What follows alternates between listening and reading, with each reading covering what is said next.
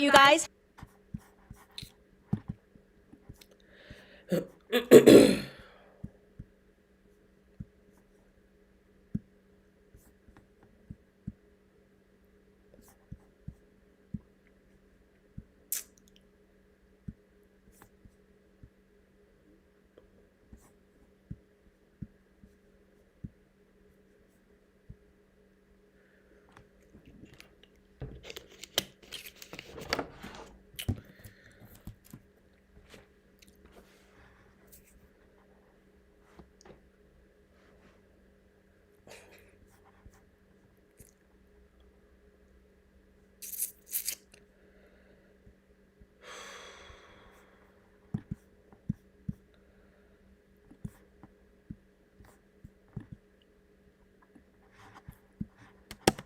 Monday, I'm back. I hope you missed me. I missed you guys.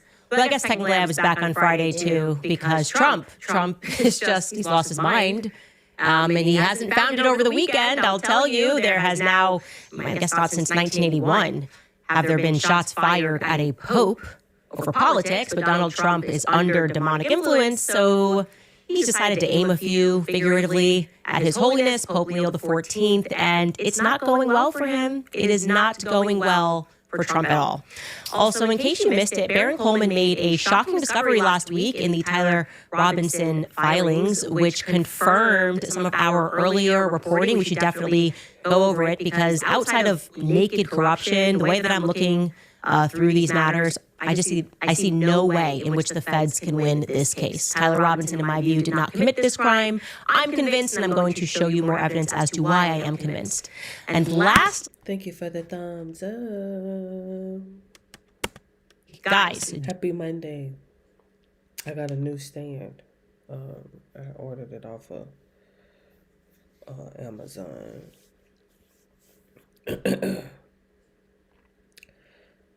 Put me on a little swivel just in case I start vlogging or something. Donors have contacted me, Turning Point USA donors that were in Aspen when Charlie allegedly said, I appoint Erica Kirk. They told me that audio is completely faked and they are shocked. So, welcome back to Candace. The police officer at the scene told me to never sue the driver who crashed into me after my car accident. I took his advice and got 100.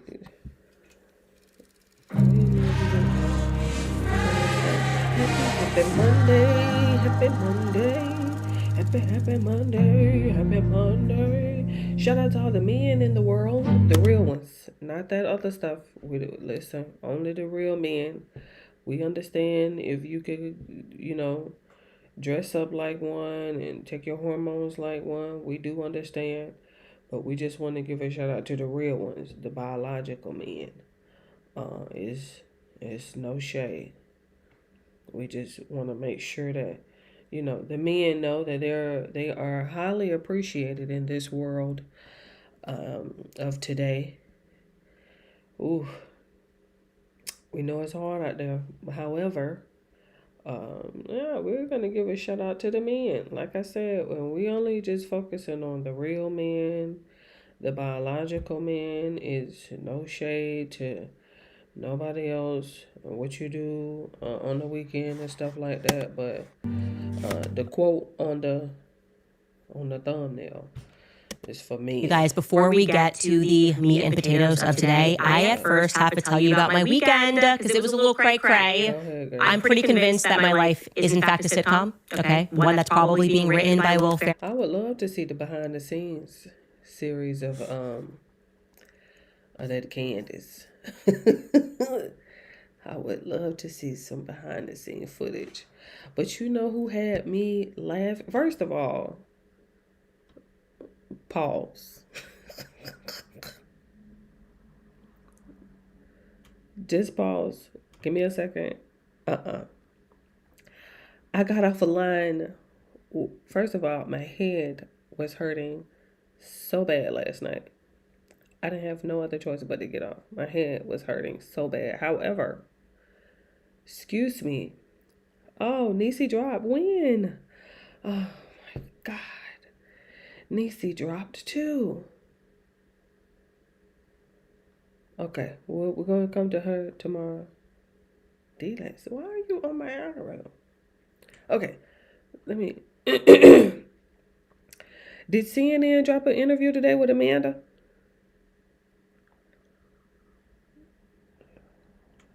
What's her name? Ungaro. Oh. Oh. Oh, she did. Oh my God. Hold on, let me just see something real quick, real fast, real quick, real fast. You know, Ungaro, if you don't, listen, I told you I got off too early. I couldn't help it, my head was hurt. The chick, Melania. Who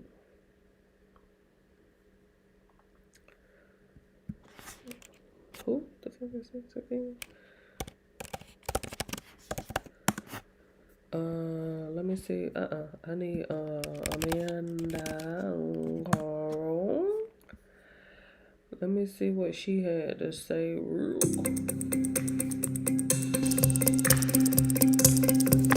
Melania Trump walked up to a podium this week and did something no First Lady has ever done. She denied knowing Jeffrey Epstein, unprompted, unscheduled, a surprise press conference, just to say, I was not his victim, I was not his participant. The lies linking me with the disgraceful Jeffrey Epstein need to end today. I never been friends with Epstein. Donald and I were invited to the same parties as Epstein from time to time, since overlapping in social circles is common in New York City and Palm Beach. To be clear, I never had a relationship with Epstein or his accomplice, Maxwell. My email reply to Maxwell cannot be categorized as anything more than casual correspondence. My polite reply to her email doesn't amount to anything more than a trivial note. I call on Congress to provide the women who have been victimized by Epstein with a public hearing specifically centered around the survivors. Give these victims their opportunity to testify under oath in front of Congress with the power of sworn testimony. Each and every woman should have her day to tell her story in public if she wishes, and then her testimony should be permanently entered into the congressional record. Washington didn't know what to make of it, but within hours, a verified account on X bearing the name Amanda Ungaro fired back with a public threat, claiming 20 years of proximity to the First Lady and promising to, quote, expose everything she knows.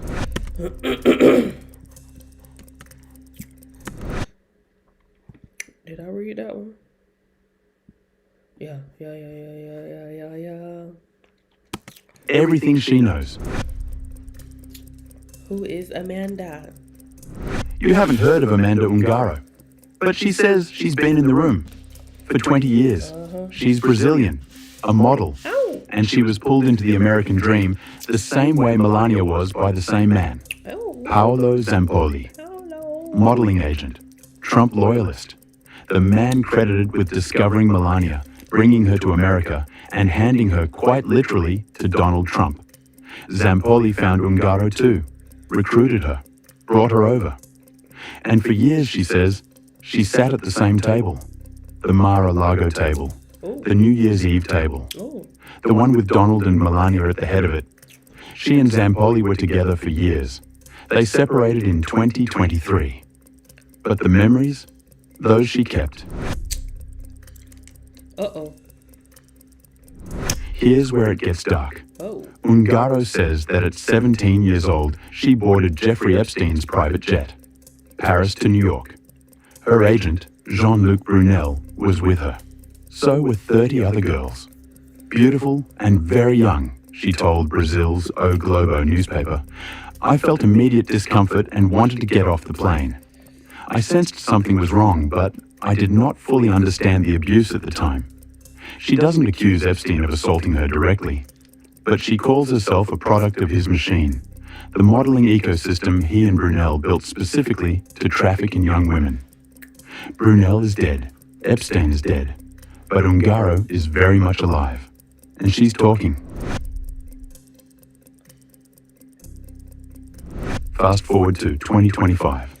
Ungaro is arrested in Miami. The charge? Running an alleged unlicensed cosmetic surgery clinic. Botox, procedures, no license. And just like that, she's not just a defendant. She's a detainee. ICE picks her up. She spends more than 3 months in immigration detention. In September 2025, she asks a judge to just deport her. Send me back to Brazil. I'm done. And that should have been the end of it. Then Melania opened her mouth. A verified account, blue tick, active since Is that Angela? No, that's Naomi Campbell. I don't know why I thought that was Angela Simmons. It kind of, I mean, it's Naomi Campbell. 2025, somewhere in Latin America. The name, Amanda Ungaro. The target, the First Lady of the United States. The message, hello Melania, I was around you for 20 years. You knew I was inside ICE, and you know what hurts after all this time? I stayed close to your family, your mother, your father, at events, at everything else. Not because of you, because of them. So shut your mouth when speaking about me, because I will expose everything I know. No vague accusations, no attorney-drafted statement, no carefully worded press release. Just a woman, a name, and a threat. Nobody asked Melania Trump to hold that press conference. No formal accusation had been filed, no lawsuit, no congressional hearing, no subpoena. She walked up to that podium on her own. And a woman who says she spent 20 years inside that world, at those tables, at those parties, beside that family, watched it happen from somewhere in Latin America, and decided she had something to say. The question isn't whether Amanda Ungaro can prove what she knows. The question is, why did the First Lady of the United States feel the need to deny it first? That answer? We're still waiting for it.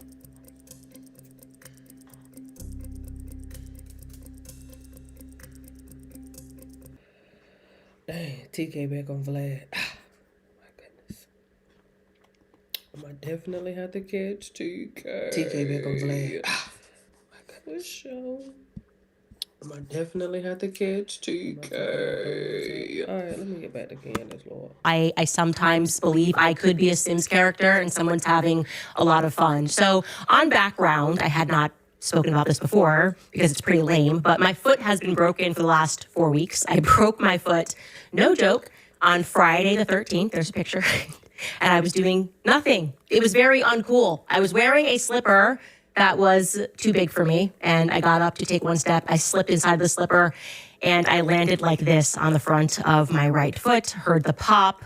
Very proud of myself. I did not scream because my daughter was within earshot. I didn't want to scare her. But anyway, as you can imagine, with 4 kids beneath the age of 5, it's a minor inconvenience, okay? I can't even hold my youngest, who is 11 months, not yet walking, beyond, a few feet before it grows too tiresome. So anyway, Saturday morning, I get up all the kids, right? We're going to this outdoor market. We're going to meet up with Theo Von. My kids love Theo Von. And at this particular market, there That's so crazy because Theo said this. Well, used to be a playground. I want to be clear, it is a preschool playground. It is for toddlers, not even for kids. So I buy what I need to buy at this market, and my husband is with me, and he's holding 11-month-old because I can't hold him. And it's already, not the best Saturday morning because I had only just learned the day before via a presidential statement that Brigitte Macron is way better looking than me. I actually learned that it's not even close. It's not even close. I'm kind of ashamed to show my face in public. I'm wearing my big sunglasses. Anyway, so I got what I needed for dinner, and I was then heading to the toddler playground right next to the market. So the kids could run around for a bit, and about 40 feet away from the little gate that opens the playground, my husband notices that there's an older woman that's laid out on the concrete in the middle of the parking lot. There's two men standing above her. There's obviously something going on. I instantly know what that means. My husband is that kind of guy who is always going to go try to help in every scenario. And he's like, well, I have a medical kit in the car.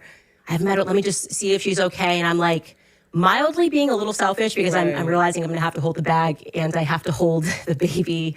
And I'm like, there's already guys over there. But I'm like, okay, no, obviously you should go and you should try to help and see if they've called 911.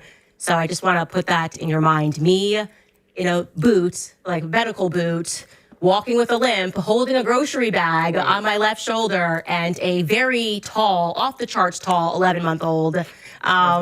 Just want you to know that in this moment, I'm obviously a victim. It's also like 85 degrees, boiling on top of that. Ooh. And I make the 40 feet journey. And as soon as I get onto the playground at this preschool, I see Cabot Phillips. Wow. If you bought Earth Breeze because of me, I owe you an apology. See, there's something I probably should have told you, and it's okay. Erica's ex-boyfriend, one of the many current Daily Wire employee who was featured on my podcast when Mitch gave a description of the guy that he believes that he saw with Erica at Fort Huachuca back in September. You will recall that I texted Cabot Phillips before we mentioned him on the podcast, looking for a simple yes or no response. Hey, were you at Fort Huachuca? Guy kind of thinks this person fits your description. He made a decision not to answer. Not really sure why. I kind of think it's because he works the Daily Wire and it's kind of like a big drama club and they overthought it and we're like, we can just ta-da and surprise her, whatever. Anyways, he looks at me and his jaw, literally his mouth was ajar, like a sitcom. I don't think people really do that. I didn't think people really did that in real life, but he did. So I said, hi, Cabot, because what else would you say when someone's like this, you know? And he goes, no. You know what? I am really not wanting to do that right now. And I said, okay, we don't have to do anything. We are in a very confined space here with very small children. He had his 2-year-old. I've got 4 kids on this playground. He was outnumbered, to be clear. I've got 4 kids on this playground, but he was fired up. So he wanted to have a little verbal tussle, I guess. And his energy was giving dad at a t-ball game, you know, the one that wants to argue with the ump, who's really like a teenager volunteering. And he's just like, no. So he then said to me, rather really mysteriously, he was like, this is my son. So I look at the kid, really cute. And I said, oh, hi. And he goes, oh, really? Because of you, people don't believe that he is my son. Okay. What? Totally confused. I was so confused. I've never been more confused. I'm also hot and I can't walk. I have investigated a great many things on this podcast, but the paternity of Cabot Phillips' son, not this show. Wrong show, wrong podcast. Kamala's grandmother, absolutely, that was me. But this, a little bit out of line. So I said, Cabot, this is not the appropriate place. We are on a toddler playground. If you would like to step outside of this designated play area and have a conversation, I would be happy to, but not in front of my kids. And then he says, oh, now you care about kids? I was like, yeah, that's kind of my whole brand. I care about kids. And my kids have no idea what I do. So again, if you'd like to step out of this perimeter, we can have a chat. And then he sort of huffed and he was texting on his phone. And then he decided that he wasn't done, I guess. And this next part, I just was like, who is writing the script? He drops his bottom lip like this. And he says, this is my tattoo. Here it is. This is my tattoo. See? And I couldn't see anything from where I was standing. I had no idea what was happening. 4 kids, a broken foot, the inside of Cabot's bottom lip, all happening in like 85-degree muggy weather. There's just no justice in this world. I want you guys to understand I was a victim. I'm being victimized on this toddler playground. And the dialogue obviously going on in my head was, Cabot, please put your lip back inside of your mouth before I punch you in your face. but I'm a doll. I'm like a Southern peach now. So I instead reinforced to him, I said, Cabot, we are on a toddler playground. This is just not the appropriate place. And then he said, oh, would your podcast be a more appropriate place? Yeah. And that was giving Todd from Wedding Crashers when he's like, oh, will that make you love me? And yeah, obviously my podcast would be a more appropriate place because like toddlers are not my general demographic. And I would like to state unequivocally that never in the history of this podcast have I discussed Cabot Phillips' tattoos or his inner lips.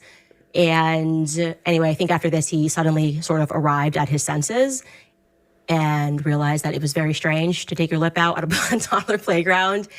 But of course, because my life is actually a sitcom, someone thought, wouldn't it also be funny if then after all of that, their like two kids wanted to be friends with one another?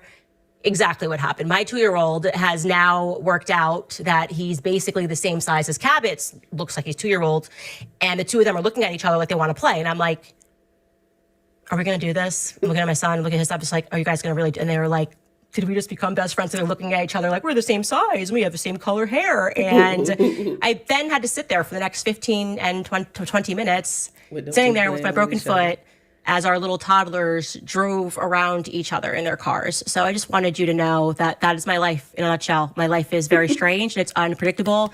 And yes, I want to also state that I believe that that is Cabot Phillips' child. I never made the claim otherwise, but he certainly seemed to know him and to like him. So whatever pocket of the internet is looking into that, consider the matter closed. Anyway, had to share that with you. Moving on, some actually huge breaking news to you regarding Erica. Now, before we went on break, we had informed you that I had been sort of quietly prodding the narrative for months that Charlie, a mere weeks before his untimely death, literally weeks before, took the stage in Aspen at this investor retreat where he was giving an update on the company. And he stood in front of a bunch of donors. And for some reason, after somebody asked him a question about what would happen if you died, because that's a totally normal question to ask, that Charlie declared that he wanted to appoint Erica as the CEO and the chairman of his company. Didn't pass the sniff test for obvious reasons. Okay, number one, no husband ever, no man ever would say, if I am killed on the job, I want my wife to assume the dangerous position that I just occupied. Right? Put another way, they want us to believe that Charlie was like, look, if I get assassinated, my wife should then be put in that very position that led to my assassination. Hopefully our kids will figure it out. It just makes no sense. Beyond anything else, I just want you to feel free to be able to produce sense. That's kind of the point of my whole podcast. It's okay to have common sense and to not rely on experts. They're increasingly stupid. And so I just was like, I'm going to look into that.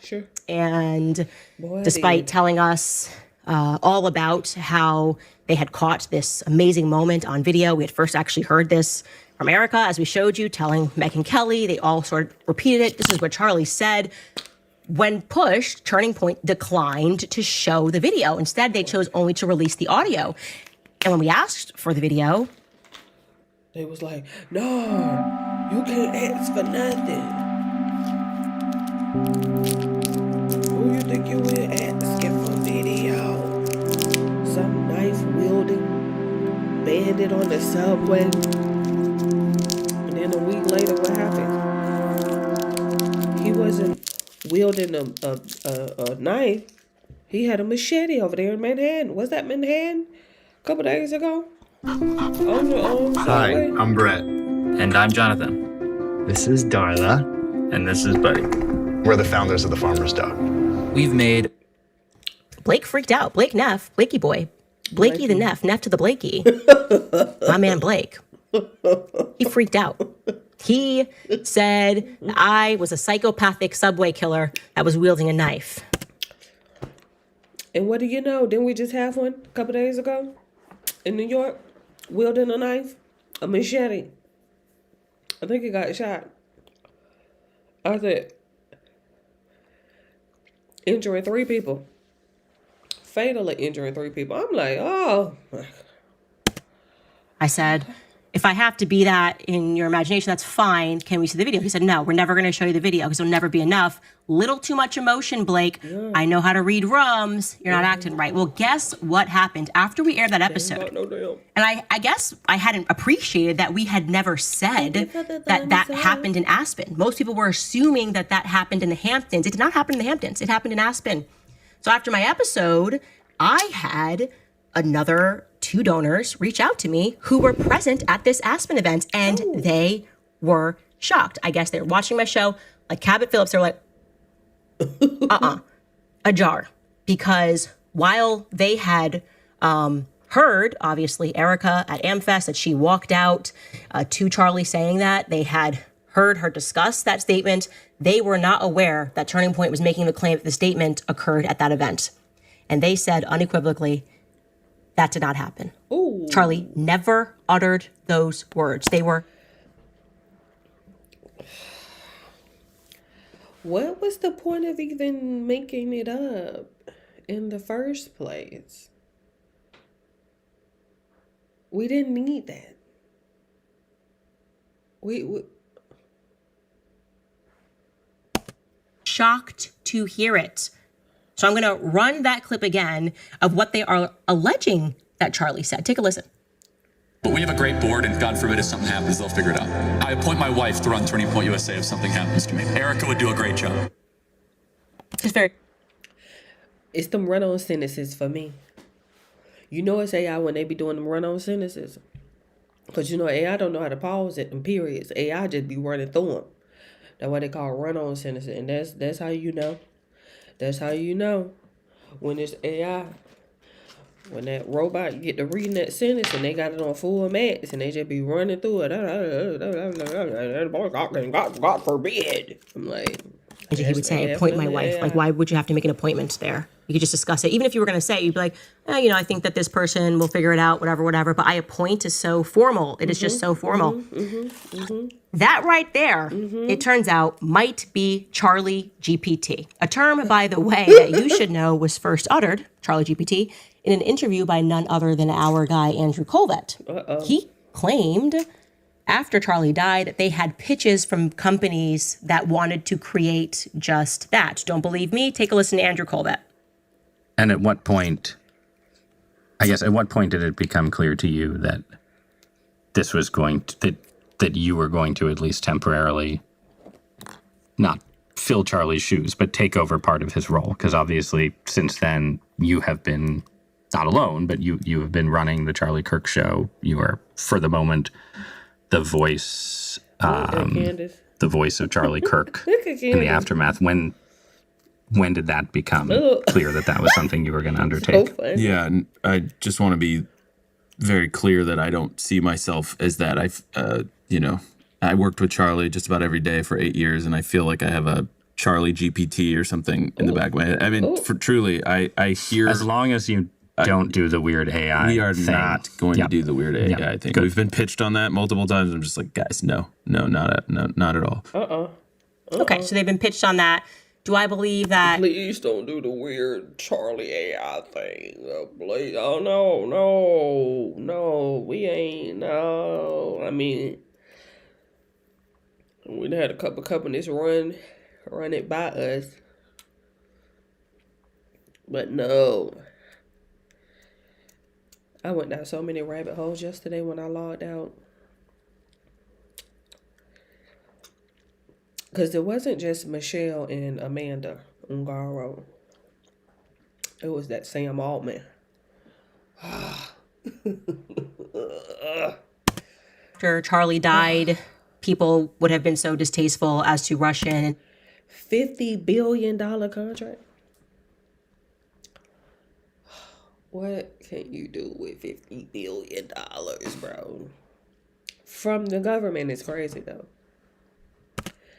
Pitch a Charlie GPT scenario. No, I think it's plausible that those pitches took place before Charlie died for a litany of reasons. They might suggest that. I mean, I've certainly been in places where they've pitched me on like AI Candace, hologram Candace, because it helps you not have to go to so many places at once. Oh, you can have a hologram. That probably sounds more right to me. My question is, did they take someone up on their offer to create a Charlie GPT? Because Probably did. I cannot stress this enough. The donors who were in attendance in Aspen are telling me that Charlie never said this. Not only that, but they are telling me that multiple times throughout when he had an opportunity to even bring up Erica, he did not. Apparently, Erica was up in Aspen, but was not at this exact presentation when the questions were asked. There was even a smaller dinner that took place later with just about 12 people in attendance that took place after the presentation. They asked him about his future plans for Turning Point, and Erica was never mentioned. When I say they are stunned, they are stunned. They are saying, you need to pursue this further because they're lying. This did not happen at the Aspen event. It would be very easy for them to drop this video, and they want it dropped. Okay? These are donors to Turning Point USA. What can I say there? Oh. How evil are the implications there? Do you understand? Are you comprehending? Because I don't think I am fully comprehending. It's fully comprehensible that they just made this up. And then, of course, you know, when you ask them about it, like, oh, y'all got the video? Well, we got the video, but we're just going to release the audio because y'all don't need to see the video, but listen to the audio. Yeah, so release the video. If y'all, just release the audio. How evil that would be. If To true. just make up a lie and be like, oh, he said that. He wanted me to do this. He had said that. And then make up an audio to it. This shit crazy. That they used an AI program, which Blake Knapp's reaction to me, I've been around, suggests that they did, because it's just so much easier. Why would you just release the audio and not the video? This is crucial. Okay, this is crucial, and I'm not going to let this go. I'm like a dog with a bone on this. Turning Point must release the video and disprove the notion that they made this up. Because the notion signifies that there was a plot to remove Charlie and then to use Charlie GPT to convince the world that it was effectively Charlie's dying wish for his wife to replace him, right? They thought, okay, well, people are not going to believe this. He's been talking about wives staying at home, so we're going to have something that convinces them that this is actually what Charlie wanted. I know it would do. We'll create a sentence that he said weeks before he died. And it's unlikely. And to add to that totally unlikely scenario, they also kept insisting immediately and through various interviews that Erica was raised by a single mother, something that is objectively untrue. We have proven that 1,000 times over. It is objectively untrue for them to even suggest that Erica was raised by a single mother. It's not true. And by the way, it's weird that she describes herself as a single mother. You would say you're a widow. Just totally different vibe there. This feels evil to me. I have a troubling sense, a growing troubling sense, that Charlie never said it. Imagine being able to build anything just by thinking about it. I don't think she's ever even said that word. It's 44, a complete AI. Now being deepened further by I donor. don't even think does the media even say that? With direct knowledge Maybe of the this media event. say that. And speaking of a growing and troubling sense of evil, there is a relationship that is that needs to be further explained, I think, or further understood between Erica Kirk and Ben Shapiro. It's beginning to make me uncomfortable. It keeps presenting itself. I didn't want to see it at first. I wasn't cynical enough to see it at first. I remember early on, people were like, do you think he's trying to take over Turning Point USA? And I said on my show, no, I don't think so. But something happened during break that has changed things, I think, for me. And there's just too many coincidences adding up here, okay? First and foremost, I have told you, I have proven to you many times over that Charlie hated Ben. Everybody knows that.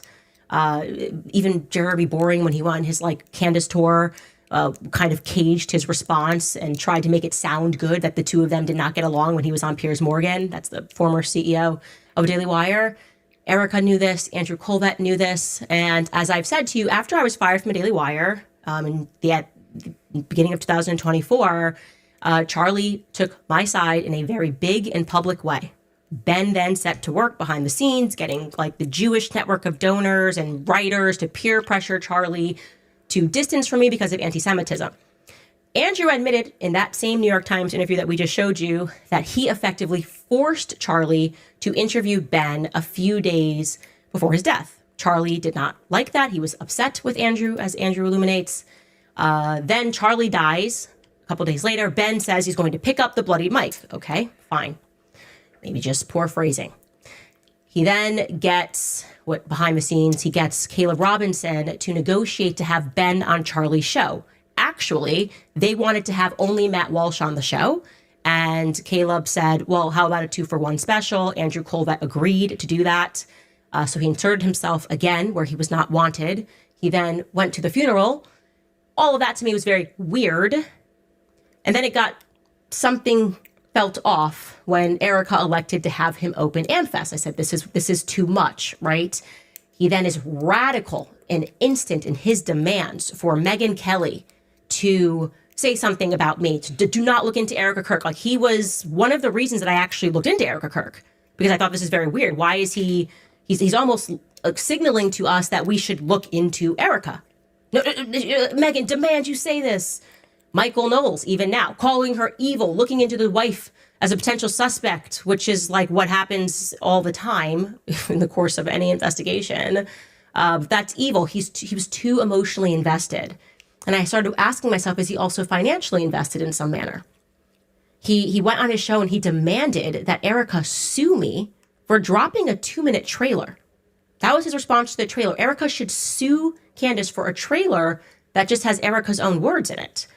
This is after he's been suing me for 2 years, okay, in arbitration court, so people can't read and see how mentally unstable he is and what he wants money over.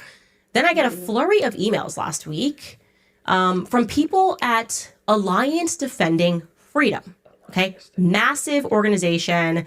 They do great work. You know, if you remember the baking the cake for the gay couple, it's like a free speech organization on behalf of Christians, okay? So they, again, touch some of these people and they're like, Ben is working with Erica on ways to sue you. He's become suddenly very influential in Alliance Defending Freedom. So has Seth Dillon, who they helped him, Seth Dillon, at one point. And I'm like, whoa, isn't this a Christian organization? What are you talking about? Ben Shapiro is working with Erica Kirk and Turning Point with Alliance Defending Freedom. That doesn't sound right to me. And they said, Candace, I can prove it. I said, okay. And sure enough, they send me an internal video of their CEO at first just discussing the fact that they were working with Erica regarding me. So I'm gonna show you that video. This is, again, their CEO, no beef with her. It was just proof that what they were saying was true. Take a listen. I think the other thing I would say is just something that happened yesterday. I was on a phone call with a large organization you would know very, very well. And there's a lot of tension around who they are right now, and it has to do with Candace Owens, which might give you a clue of what we're talking about. And it was a moment where I was able to share all the garbage we've been through in the last 3 years and the way we've thought about decisions that we have made, whether you sue someone, how do you respond to hostility, how do you respond to persecution, how do you deal with mess, and strategically have a new leadership team, all those things. And he felt so crummy when we were going through them. And yet it was a reminder that God uses all of those things for his purposes. People who lose their words mid-sentence, it's not ADHD, it's untrained communication skills. How to articulate thoughts into words more clearly. Yeah, I didn't know what the hell she just said, because it threw me off for a minute. I'm like, okay, get to the point, because you're dragging it, and then you got all these loops. You was talking on the phone with TPUSA, and you had to name drop Candace because the fuck. And then, as proof that Daily Wire was driving this bus, they informed me that the public is not aware, but that they quietly took a board seat. This is, again, massive organization. There's only, I think, 8 board seats in total. And they showed me that in an internal presentation. I'm going to show you this, I guess, a still of that. If we have that, you guys. Caleb Robinson is the CEO of Daily Wire. Who's Caleb Robinson? That name sounds familiar.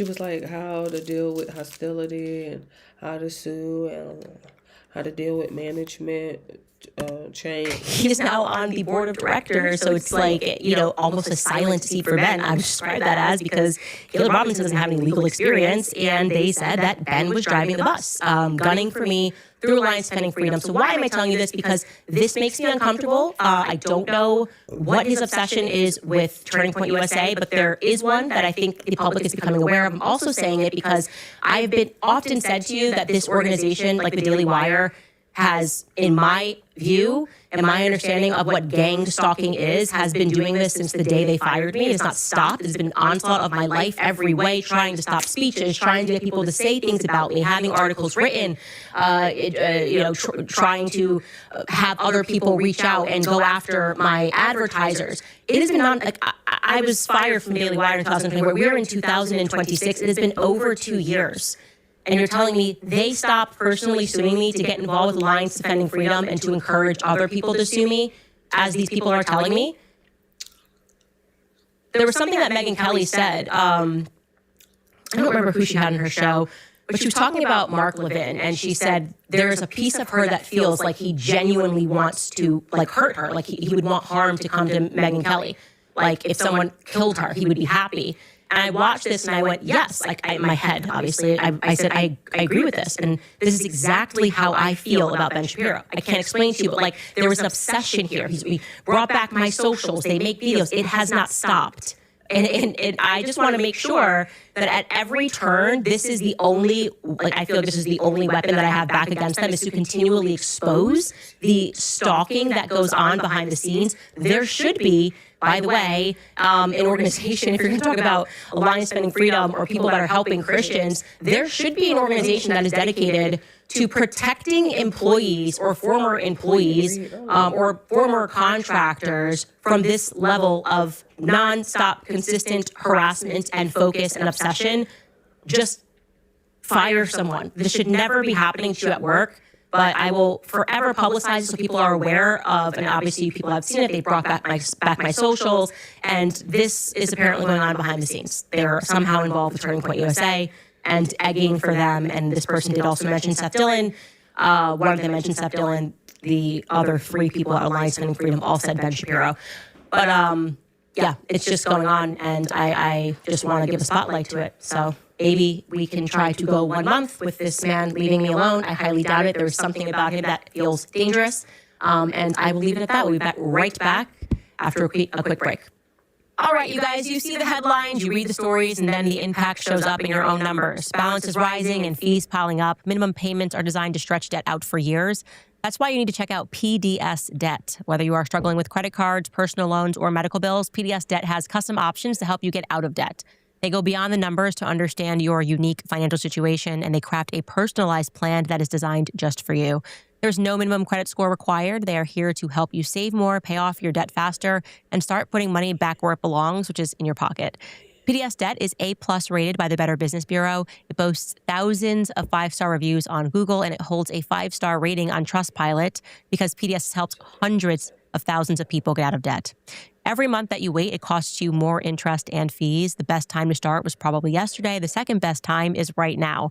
When the numbers are clear, you should always act. Take back control in 30 seconds. Get your free personalized assessment and the best option for you at pdsdebt.com/Candace. Again, that's pdsdebt.com/Candace. Also want to tell you guys about Dose, because one of the most underrated organs in your body is your liver. It is doing over 500 functions every single day, filtering unwanted elements, supporting digestion, helping with energy, but we never think about it until something goes wrong. But what if we actually supported it before problems began?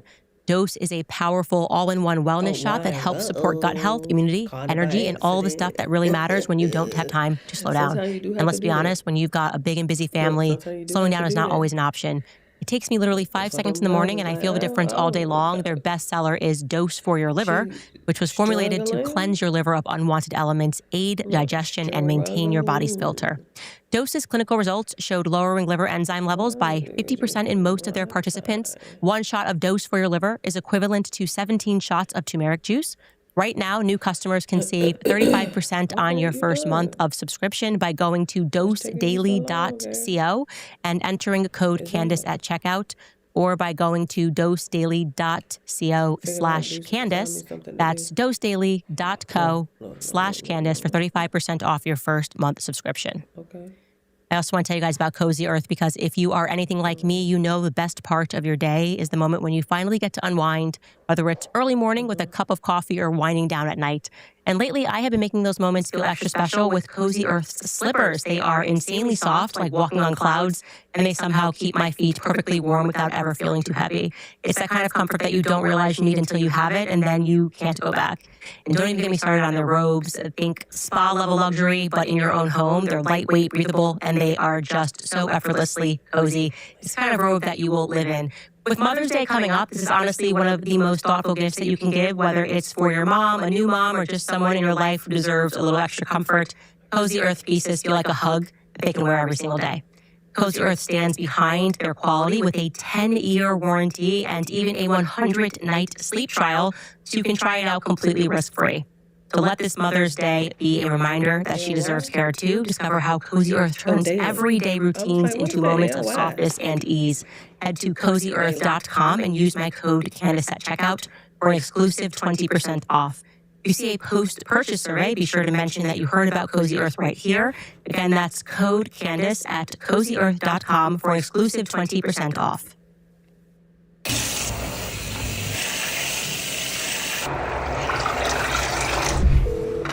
Hey, Rebecca, this is John calling. I'm the founder of EarthBreeze.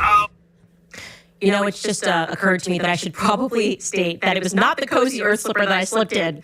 It was actually a pair that I got from the UK, and the bigger lesson of my life is that I should have listened to my husband. I don't know why. I was like, this is my size. And he said, no, UK sizes are different. If you get this slipper, it'll be way too big. And I was like, no, look at this chart. It says, this is my size, as if he wasn't born and raised in London. And I got the wrong size. But then because they came in, I had to just wear them because then I felt extra ridiculous. I should have just listened to my husband. And yeah, I've now been in this boot for 4 weeks, and he has said lessons learned the hard way. Anyway, you guys, getting into what Baron Coleman discovered. So one of the earliest stories that we broke, actually back on September 29th, to be precise, was that we had a source with direct knowledge regarding Tyler Robinson's arrest, and they had insisted to us that it was known to the police that Tyler Robinson was their guy before 7:00 p.m. on September 11th. Okay, I'm going to show you on a timeline why that's important. The second thing that they noted to us was that Governor Cox and the police, they were lying about the clothing that he was wearing when he was brought in. It struck them as odd that they were saying what he was wearing an outfit that he was not wearing. So we had included that little tidbit on our original timeline when the police, the Washington County Police, knew that it was Tyler Robinson, which was, again, by 7:00 p.m. they were all texting each other. They had said they initially had planned to pick him up in Warner Valley, but, and this is a part that has not come out since, that he was buying a gun, that Tyler Robinson had been buying a gun in Warner Valley. Whoa. Purchasing another gun. Whoa. But then suddenly there was some sea change, and they learned that he was coming in cooperatively. A couple of things I could say about that. There are some people that have been speculating that perhaps the plan, if we all accept that this is all Fed slop, was that Tyler Robinson was going to maybe die in a shootout or something. And this little tidbit that has never been brought forth to the public about him purchasing a gun in Warner Valley is of interest to me. But let's get into why that specific 7:00 p.m. timeline could be interesting. So rather amazingly, Baron Coleman was climbing through documents which were filed by Tyler Robinson's defense team. And there was something that we had completely missed. And these documents suggest that Tyler had already been Mirandized and was sitting in a police station to be interviewed at 6:25 p.m. on the 11th. And I'm going to show you that in the motion to exclude still photography. So they are making an argument as to why the media should not be trusted and they should not be allowed to come into the courts because they've lied about everything. And they talk about this moment. They are talking about a video that they have in evidence, and they're saying this timestamp at the 3 hour and 36 minute mark of the video, which shows you that it was 6:25 p.m. When this interview took place. They list this, 6:25 p.m. This is a police officer saying, so Tyler, before we begin, I'm just going to read you your rights. And he says, okay, you have the right to remain silent. Anything you say can be used against you in court. You have the right to talk to a lawyer before advice, before we ask you any questions. You have the right to have a lawyer with you during questioning. If you cannot afford a lawyer, one will be appointed for you before any questioning begins. And if you decide to answer questions now, you can stop at any time. Okay, so are you good to proceed? Because I'd love to talk to you. And Tyler comes back and says, I would like to speak with my legal counsel. I'm hoping for a fellow in Utah named Doug Terry. And he says, okay. And then Tyler says, I told he's a pretty good attorney here, but I think my folks are trying to get a hold of him, but I think his office is closed for the night. Okay. So it certainly sounds like this would have taken place during the evening that we know that Tyler was arrested. And I'll tell you why that's a very big deal if that was 6:25 p.m. on the 11th. Because if that conversation took place in that time frame, it completely collapses the federal narrative. So let's get to that timeline so you can take a look at this of what took place on the 11th. So much has transpired, it's hard to remember. On the 11th, this was a suspect at large. The FBI had a press conference at 7 a.m. where they confirmed that they found the weapon in the woods. At 7:15, Tyler Robinson is captured on camera filling up his gas at the Maverick gas station in Cedar City. At 9:21 a.m., New York Post exclusively reveals the photo of a gun used in the shooting. But I also should say this was not actually Tyler Robinson's gun. They're going to tell us it was a similar weapon, which is kind of interesting when you consider the text messages where he says, my old man recognized the gun. It's really because it wasn't the gun. It's weird. Anyways, that's when they also mentioned the fact that there were engravings on the bullets, because everybody's doing this now at shootings. They just engrave the bullets. At 9:48, the FBI Salt Lake City releases the static images. That's the now infamous images of the staircase that are way too blurry. They begin to circulate. And then we can kind of scroll down and you can see what we're told happens. And this is according to the messages, the affidavits that the mother recognizes Tyler and calls him. Okay. But now let's go down to 5:30 p.m. Okay. 5:30 p.m. Kash Patel and Dan Bongino arrive on the scene. At 6:17, the FBI Salt Lake City releases another round of photos of the alleged shooter on X. Photos of him, again, walking up the stairs. Tyler Robinson, I should say maybe here, was already in custody if this proves to be 6:25 p.m. on the 11th, because in order for that interview to start, we should assume he arrived at the police station before 6:17 p.m. And his questioning begins there. Again, you can find this yourself in the motion to exclude still photography, which was filed on March 30th. I can't fathom that they would be referring to the next day because he was already in custody. He had already been booked, arrested. Are we supposed to believe they never tried to speak to him until 6:25 p.m. on the 12th? That doesn't feel right to me. But they have, it seems to me, gone through excruciating lengths to never include any timestamps in anything that they have presented to the public because they seem to be making this up as they go along.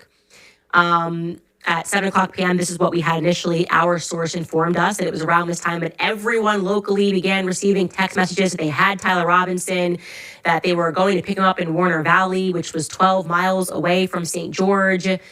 And then we have Governor Cox at 8 o'clock p.m., which makes this very strange because if that's true, and I believe that my source was on the money when they said that they knew it was Tyler Robinson at 7. So whether they had him in custody or they were just texting about it, they knew that they had their guy. It makes it very strange that at 8 o'clock p.m., Governor Cox then leads a press conference with Kash Patel and Robert Bowles, the new FBI guy they had just put in place from D.C. They brought him over and put him into Utah. They're all saying, the guy's on the run. They released the video of the suspect. They released new stills. They say they're seeking help from the public to identify a suspect. that feels very strange if, in fact, they had Tyler Robinson and the police officers are all messaging each other saying, we've got the guy. Then we have Sheriff Brooksby, which we will get from a later press conference. He will say that that's when he received the phone call from Mike Mitchell, that Mike Mitchell tells him that he's trying to get Tyler Robinson to turn himself in. Everything starts getting weird. He says the phone call is less than 2 minutes. And then Sheriff Brooksby calls the Utah County Sheriff Mike Smith to tell him about the call that he just got from Mike Mitchell. They're all excited. They tell us at 9 o'clock that Tyler arrives at the police station. That's according to the press conference that is given by Sheriff Nate Brooksby. That's not going to track everything. Everything just falls apart. It almost feels like they're trying to fit it in to make it seem that it was in the 33rd hour that Tyler Robinson was booked. Kash Patel will later say that. They're all saying in the 33rd hour. This feels entirely fictitious to me. I have said I feel like they just wanted to say 33 hours because it seems to me like they were signaling to one another. 33. Yes, that stuff exists. Yes, Freemasonry exists. Yes, this exists globally. We just proved that a couple of weeks ago. France, assassin squads tied to Freemasonry. So we can stop pretending that that's a figment of anyone's imagination, least of all mine. That was something that Blake Neff was coming apart about. You think there's, symbolism with 30. Yes, I know that there is symbolism. That symbolism is crucial to Freemasonry. I know that Freemasonic gangs exist and they carry out hits and they murder people. And if you don't know that, I would be pretty surprised, Blake. You wouldn't be so angry if you didn't know that. At 10:26, the search warrant states that Tyler Robinson arrived at Washington County Sheriff's Office with his parents. So we already have this disparity. It's good to see these timelines because once you start plotting it, you're like, wait a second. So why did Sheriff Brooksby tell us that he arrived at 9? Now we hear that he arrived at 10:26. And by the way, the tape is apparently lost of when he arrived. Right? The fact that, and I don't know if that's been updated since, but the fact that we are told that the video footage, I believe the local Utah press attempted to get the video footage of Tyler Robinson turning himself in or walking into the police station. They were unable to secure that footage.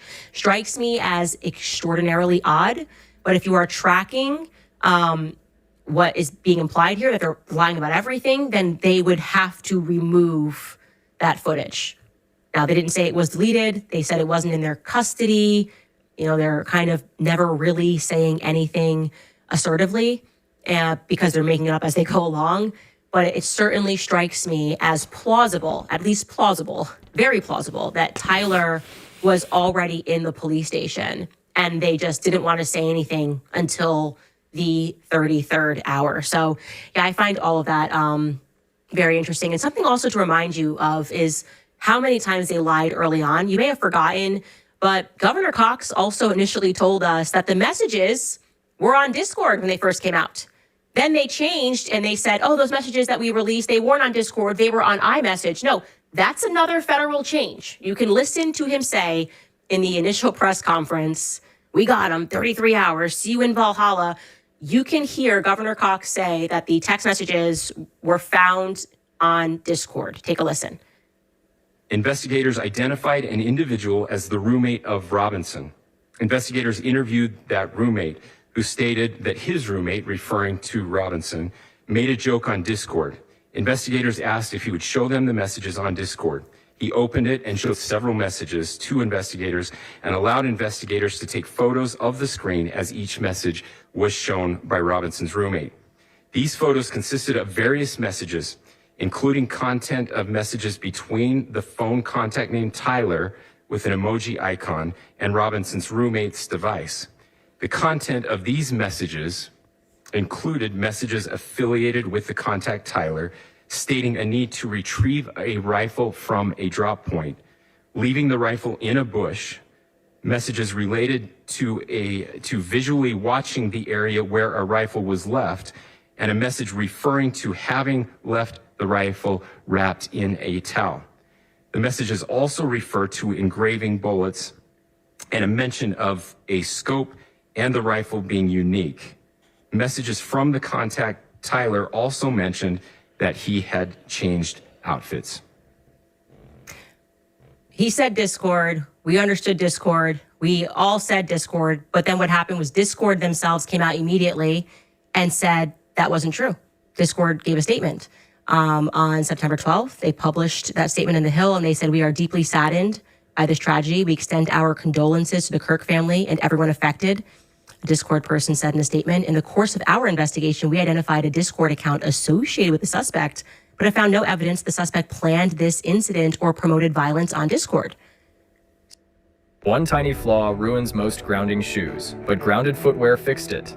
You see, most grounding shoes use a single copper rivet pushed through the sole to... So they suddenly changed their minds and they said, no, this was happening via iMessage. That wasn't a mistake. He's reading from a piece of paper. He's reading from a piece of paper, and then the feds got caught lying, and then they altered things, and they said, we always said that it was iMessages. And here's something else that's super interesting that I want to point out to you is that, Ashley, you said that in their filing, they are saying they're not going to use or present the forensic messages, right? So they're alleging they took pictures of Lance's phone of this text exchange when they brought Lance in. And they're going to show those pictures during the trial, but they're not going to actually show the forensic messages, which they would get, I'm assuming, from Apple or maybe T-Mobile or whatever. That is very strange. Okay, this actually gets to the heart of exactly what the defense has been saying. They are saying they have all this evidence, but they are not supplying us with anything concrete. We can't see the chain of custody. We can't see where the message was created. If I give you a picture and I say, this is me texting with so-and-so, here, I took a picture on my phone, why would you take that and accept that that's reality? Especially when your life is on the line. No, you need the forensic messages. You need the custodial chain. You need to be able to see exactly when this message was created. And they're trying to get that. They're in discovery. They're not getting what they're asking for. And now the prosecution is explicitly saying, we don't even plan to use the forensic text messages that we took of Lance's phone. Huh? What do you mean you don't plan to use those? What is the exact verbiage? Do we have that, Ashley, of what they said and where that was filed? I know you texted it to me and I should have pulled that up and had that ready, but that's completely crazy. This is the game. They want to put on a show trial and say, well, here's the picture of Lance's phone. Lance, to me, is very obviously a federal informant. He's working for and on behalf of the feds. He would be the perfect person to set up Tyler Robinson. And don't forget, I had communication with Lance's family early on. They said to me it was completely insane that Lance was not taken into custody. It was completely insane that he was basically there for a couple of hours and then released back at home. That he has real issues. That he has a bend toward violence. They talked about, I communicated this to you guys early on, the things that would go on as he was raised, how they eventually had to kick him out of the house. They own the house that Tyler Robinson and Lance live in, and they are telling you that the relationship between Lance and the feds is unnatural. I presented that to you. Lance's own family is saying that. Now, their number one claim to we have evidence is Lance Twiggs, but we don't know anything about Lance Twiggs. He seems to have just completely disappeared. That, to me, reads like a federal asset. Lance, that's your roommate. Okay, maybe you, I'm giving you an example here. I'm not saying this is what happened, but maybe they catch Lance on a website, kind of like George Zinn, right? You got him blackmailed. Here's what you're going to do. You don't want to go to prison? You don't want to go to prison for this? Here's what you're going to do. Your roommate, you're going to get his gun. You're going to do this. You're going to do that. We're be in his room. We're going to say that he was into trans fed stuff or fetish, whatever it is. You're going to do this. You're going to do that. You're going to do this. That is how the feds can turn somebody into an asset. The Lance Twiggs element of this makes no sense. I cannot stress that enough. Here is the verbiage of what the prosecution is saying about how they plan to use the messages. You can pull that up. With the exception of a photograph of a burnt note, which was provided on January 9th, doorbell surveillance from a single property, a DNA report regarding items found in the defendant's apartment, and tool marks report. Each of the witnesses and exhibits have been known to the defense for at least 6 months before the preliminary hearing. Most of the evidence to be presented at the preliminary hearing, including the DNA report, regarding the rifle found at the scene was provided to the defense in October of 2025. The state does not intend to offer evidence obtained through forensic extractions of electronics seized in this case. So again, getting up to this preliminary hearing, this is why Tyler Robinson's defense was up in arms. They're like, they're just going to put on a show trial and show you guys pictures, but we can't prove whether or not these messages are real. And they're admitting, we do not intend to offer evidence obtained through forensic extractions of electronics seized in this case. It does, however, intend to offer 2 exhibits which used cameras to record the contents of text messages. So we're going to show you our recording of Lance's phone, but we're not going to present any forensic evidence that what we showed you is real. Not even any forensic reports from Lance's phone directly. Are we just going to show you the picture that we took off of his phone?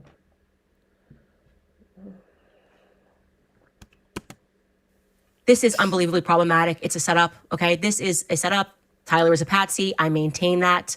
And they're not going to get away with it because I will read through every doc and I will find everything. I will organize it. I will do timelines. You just don't get to assassinate Charlie Kirk in broad daylight and create Charlie GPT to try to make us forget about it and think that I'm not going to be on your case. Doesn't work like that.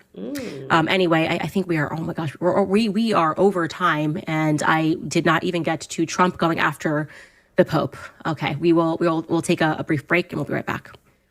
Sorry, guys. I just think that we are. All right, you guys, have you heard about this $17 million fraud scheme that targets elderly homes in Los Angeles? A ring of 11 people, including 2 foreign nationals, used fraudulent identities and public title records to forge documents and take out loans against these LA properties, and the homeowners did not know anything about it. Despite multiple arrests, the homeowners are left to clean up the legal internet.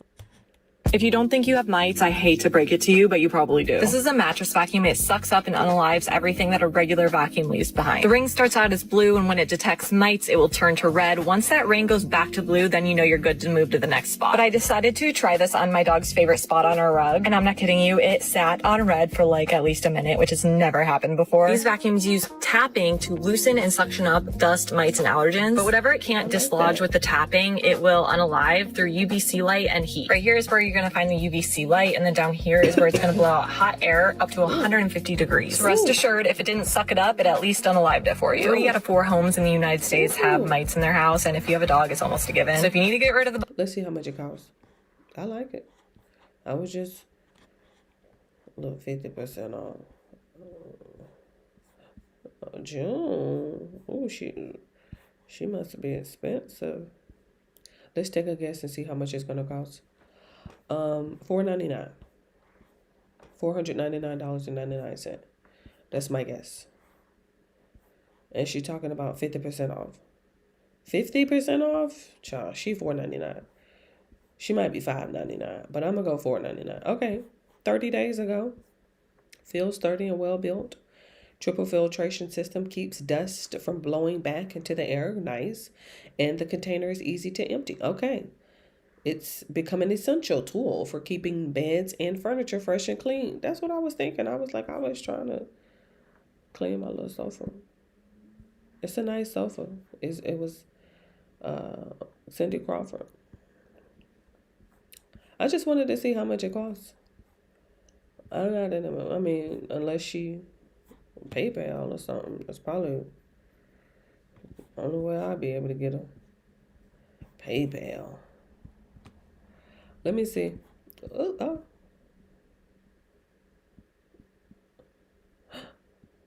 I stand corrected.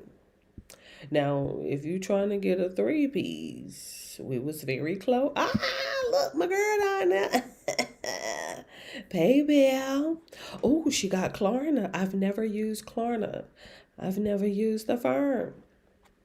Ain't no need. You know what they need to have? They need to have split pay. Like, oh, do you want to charge this card? And then how much you want to put on this card?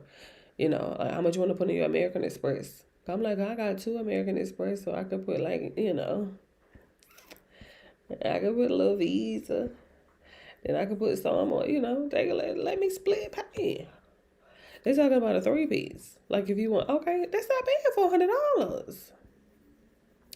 That's not bad for $100. I'm gonna just put that out there. I like that.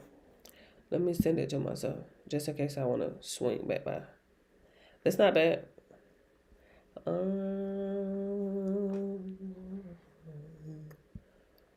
me see. If I could send that to myself real quickly.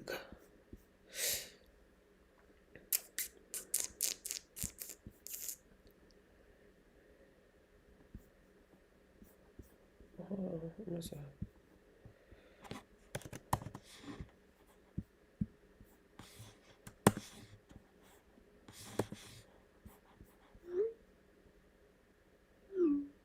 Okay. Somebody should have got that real quick. Yeah, I need that. Just in case I want to swing back by. Alright. / Owens. I don't want to rush through the Pope segment, so I'm almost thinking I should bump it to tomorrow. I mean, you guys obviously know my perspective. Trump is very clearly under demonic influence. I think Paula White probably put a spell on him of some sort. I mean, he is surrounded by, ironically, the very thing that he accuses me and Meghan and Tucker of being, because we're calling for peace. We're calling for peace, and he's like, these people are nut jobs. And then he has people like Laura Loomer, who has been forcibly placed on Psych 5150 holds as his #1 advisor. She's like, I'm advising him. We got Paula White, who's telling him he's akin to Jesus Christ, which is absolutely blasphemous.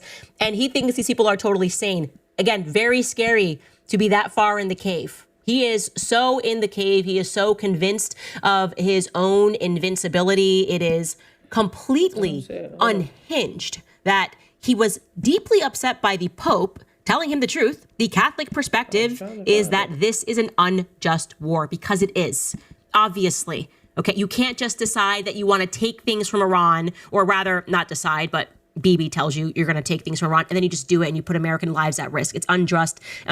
Even honestly, if you remove Catholicism, it's just unjust in general. It's morally contemptible what you are doing in the Middle East.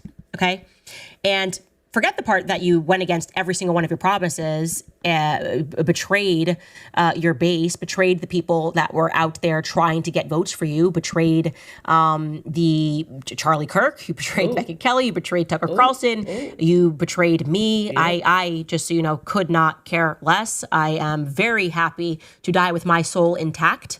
And now you have him just swinging at the Pope. Swinging at the Pope. This is what he said on X, and his excuse is amazing. He said, Pope Leo is weak on crime. Like, this is not a tweet. We're not talking about Hillary Clinton, okay? He's talking about the Pope. He's not running against the Pope. Pope Leo is weak on crime, terrible for foreign policy. He talks about fear of the Trump administration, but doesn't mention the fear that the Catholic Church and all other Christian organizations had during COVID. What? When they were arresting priests, ministers, and everybody else. Why would he talk about that? That's not happening right now. What? He wants him to get into a time machine and talk about what's going on in 2021. Okay. He goes on. I like his brother Louis much better than I like him. Oh, okay. Because Louis is all MAGA. He gets it and Leo doesn't. I don't want a pope who thinks it's okay for Iran to have a nuclear weapon for the last 25 years, according to Bibi Netanyahu. I don't want a pope who thinks it's terrible that America attacked Venezuela, a country that was sending massive amounts of drugs into the United States, and even worse, emptying their prisons, including murderers, drug dealers, and killers into our country. And I don't want a pope who criticizes the president of the United States, because I'm doing exactly what I was elected in a landslide to do, setting record low numbers in crime and creating the greatest stock market in history. Leo should be thankful, because as everyone knows, he was a shocking surprise. He wasn't on any list to be pope and was only put there by the church because he was an American, and they thought that that would be the best way to deal with President Donald J. Trump. If I wasn't in the White House, Leo wouldn't be in the Vatican. I'm sorry. What? Look, I'm not here to pretend that I'm a theologian, that I've been Catholic for a long time, but Is that what goes on at conclave? Do the cardinals arrive and they go, oh, well, we were going to do our thing, but like what really matters is Trump's president, and we want to make sure that we can deal with Trump. So we're just going to make somebody from Chicago. That feels like the right thing because he's got a Trump Tower in Chicago. Like, is that what he thinks happened? That he had all of these cardinals arrive, and this was the discussion as people waited for white smoke outside, that is what was happening on the inside. You cannot be that narcissistic. The nerve. Can you? You can. Can you? Obviously. The police officer at the scene told me to never sue the driver who crashed into me after my car accident. I took his advice and got $100,000 for my accident without suing, without going to court. Down, sir. Sheesh. I think he is. I think that's what Laura Loomer said to him. I think that is, she texted him and she's telling the truth, and she's like, he wouldn't even be Pope if it wasn't for you. She's like been very borderline lately. Like she's like, feels like she should probably be put on another hold, but like she's still out there tweeting crazy things. And I feel like that's what Paula White said to him, like in a couple of her blasphemous prayers of like, she's like, the Catholic Church should thank you for Pope Leo the 14th. What? Is everybody okay? No one around him is okay. And I'm making fun of it, but I want to be clear that he is truly, and I do not say this to be extra, I do not say this to be performative, he is truly under demonic influence. You see that in the prayers, and I have to say respectfully, it was definitely something which I am hopeful, and please forgive me if I'm out of line here, but I'm hopeful that more cardinals, more princes of the church will speak out against the role that some of our bishops have had in this. I think some of them have gone too political. Bishop Barron standing beside Paula White during that prayer, and his excuse is, well, I was there. Well, then you should make a statement after and say, this is wrong. This is wrong. I didn't mean to be. I didn't know what she was going to say when she prayed. But what she said was wrong, and it was blasphemous. And no, Trump, this is Easter, and Trump has nothing to do. He is nothing like Jesus Christ. In fact, Trump is not even a Christian. And so there is a role here that I think the Catholic Church needs to step in a really big way. I think there are too many TV bishops, too many TV pastors, too many people that have turned what it means to be a Christian into reality TV. Frankly, you can wear the clerical robes and be presenting yourself as something totally different. There needs to be and there has been thus far, a very severe reaction just all across the faith. Everybody, every Catholic bishop, every Catholic cardinal, but Catholics in general, you can't support Trump. You cannot support Trump in this moment. And I have to say, His Holiness was very precise in how he responded to the attacks. If we could just pull up that video of what he had to say. Take a listen. Basically, he said that the message of the church, my message, the message of the gospel, blessed are the peacemakers. I do not look at my role as being politician. I don't want to get into a debate with him. I don't think that the message of the gospel is meant to be abused in the way that some people are doing. And I will continue to speak out loudly against war, looking to promote peace, promoting dialogue and multilateral relationships among the states to look for just solutions to problems. Too many people are suffering in the world today. Too many innocent people are being killed. And I think someone has to stand up and say, there's a better way to do this. Perfectly said. Now let's cut to what Trump had to say when he was asked about why he attacked the Pope. Take a listen. Why did you attack Pope Leo on Truth Social? I don't think he's doing a very good job. He likes crime, I guess. He hit us. Think of it. He's worried about fear. What about the fear when the ministers and the priests and all of those great people that were arrested during COVID, and in many cases they're outside 10 feet apart and they were arrested. So we don't like it. We don't like a pope that's going to say that it's okay to have a nuclear weapon. We don't want a pope that says crime is okay in our cities. I don't like it. I'm not a big fan of Pope Leo. He's a very liberal person, and he's a man that doesn't believe in stopping crime. He's a man that doesn't think that we should be toying with a country that wants a nuclear weapon so they can blow up the world. I'm not a fan of Pope Leo. Guess what? He's literally trying to stop crime because what you are doing in the Middle East is criminal. Everybody is telling you that. You've lost a large portion of your base. You have lost Maha.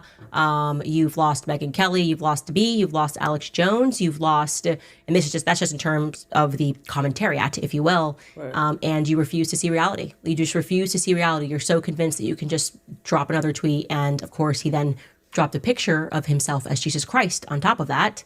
And got even backlash from the Protestants who said this is completely inappropriate. And his response, this is the image, by the way, if you have not seen it, obviously, healing the sick. And his response is let me go back to it, John. Of himself as Jesus Christ on top of that. And see who's in the clouds. Got even backlash from the Protestants who said this is Look who's in the clouds. Child, you tripping. What are you talking about?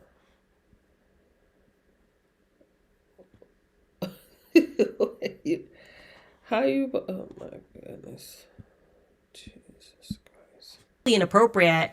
And his response... This is the image, by the way, if you have not seen it, obviously. Healing the sick. And his response... Right.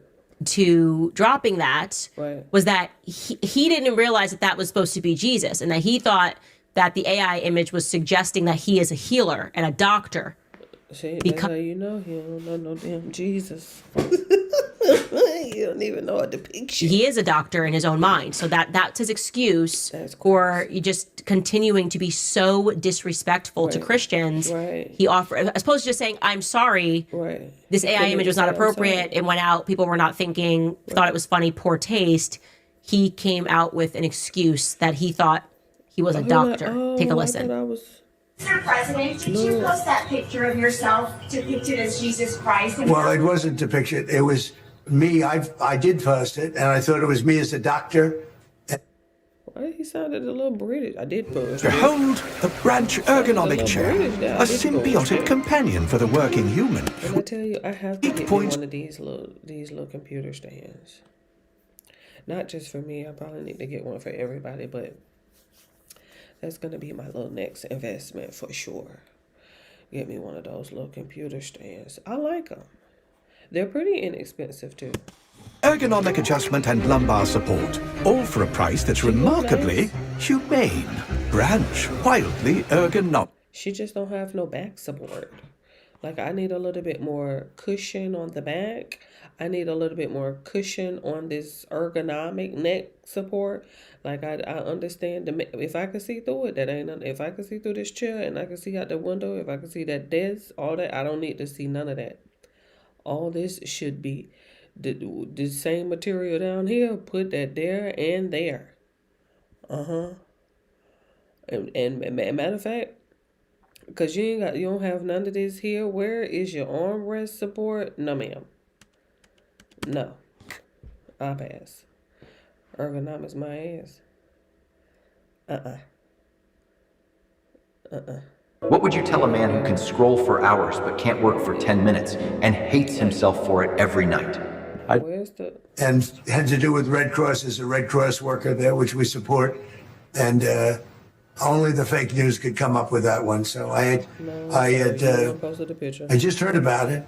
And I said, how did they come up with that?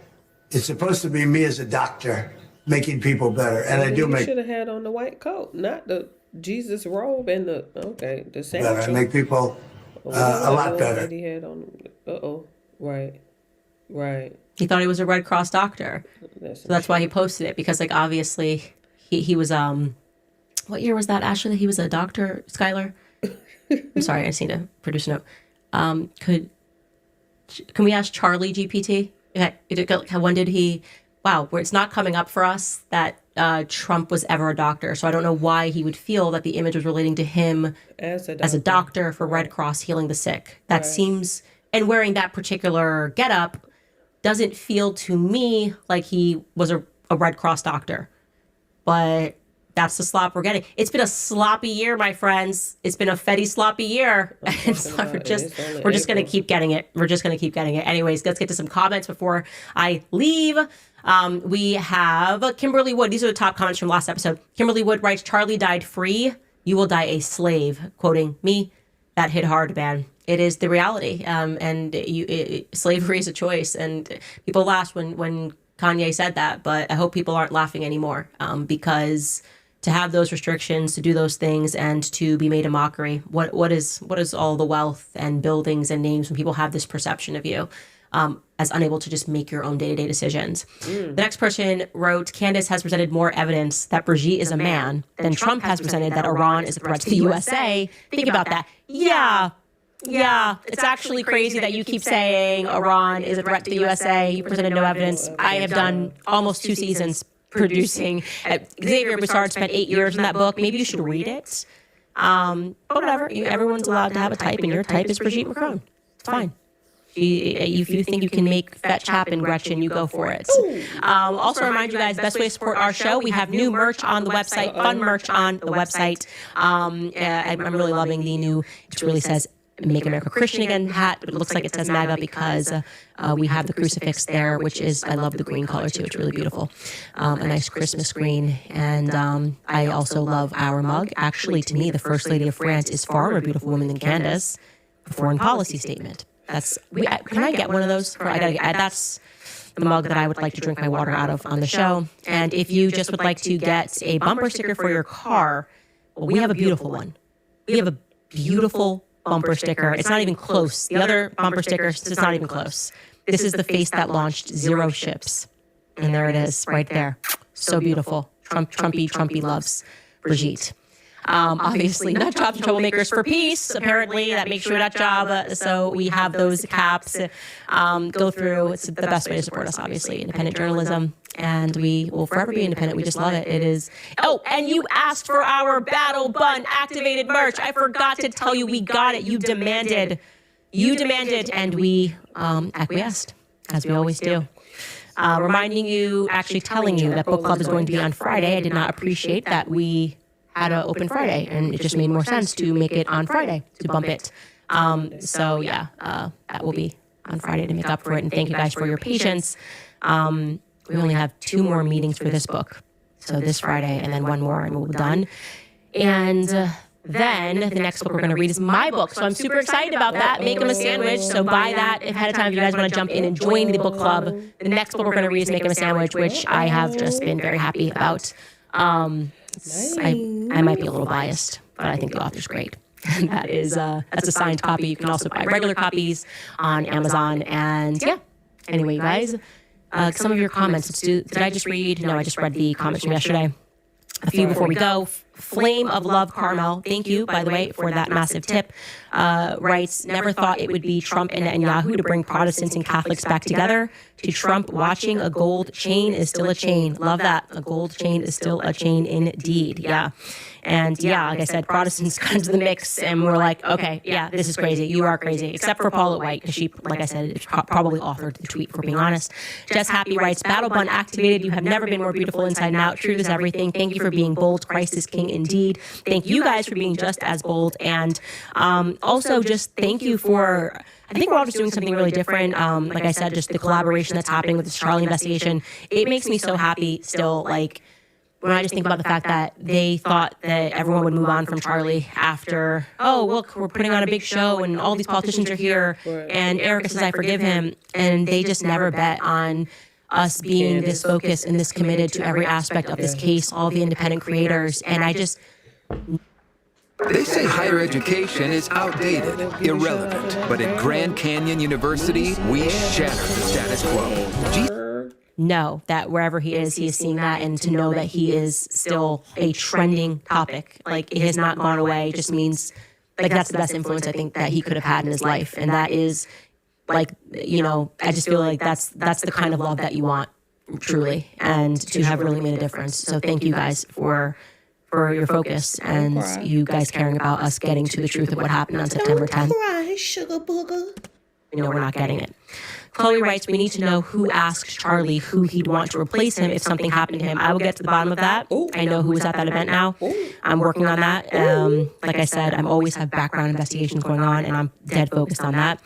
Christina Schwetz writes, praying the protection of St. Michael over all truth tellers. The darkness cannot hide from the light long. The demons are squealing. Christ is King. Jesus loves you all. Thank you. St. Michael prayer works. I'm also keeping a novena right now, a Marian novena that I have to do every night until Christmas. So it's actually kind of now just become a part of my repertoire. CC Zag writes, so if her only motive was to make sure Charlie's vision would keep going, but they have yet to do any prove me wrong events, not a single live debate since, I'm sure Charlie would say she's been an epic failure across all boards. Yes, and even in the events that she's doing, they're faking the question and answer segment, like they're pre-planned. I've seen people doing videos about that. We have received emails.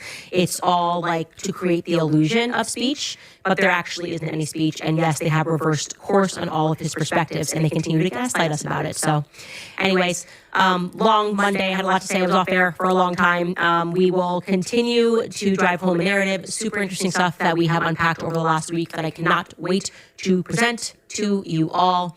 Yeah, I guess we will see you tomorrow. And I'm gonna be here for it too.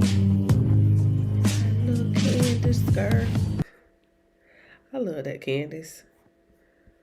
I love that doggone Candace. Go, Niecy, please. So Tyler Robinson did it, or did he? At least that's what we've been told. The perfect suspect, the perfect evidence, the perfect story. Even... How is he the perfect suspect? Because she dropped this 2 hours ago. Technically, she will... I saw it in 47 minutes. Erica Kirk forgave him before allowing the trial to play out. I forgive him. All of this seems so convenient, right? Except for a few little details that poke holes in the official narrative. The timeline, the text, and statements from law enforcement all have gaps in them. And in today's video, we're diving into the gaps, the inconsistencies, and the moments that make you go, that just makes no fucking sense. I mean, it's just bullshit. Man, that Bill Nye was so clutch. What time did he come on? Like 3:34, I believe. But we got out at 3, so I think it was like 4, if I'm not mistaken. Like, listen, 4. It was so... Hello, everyone. If you're a new viewer... So the reason why I keep scratching my nose, I know, I've been blowing my nose so much, you get that scarring under your nose and stuff. And so I've been putting cream under it. You can see it.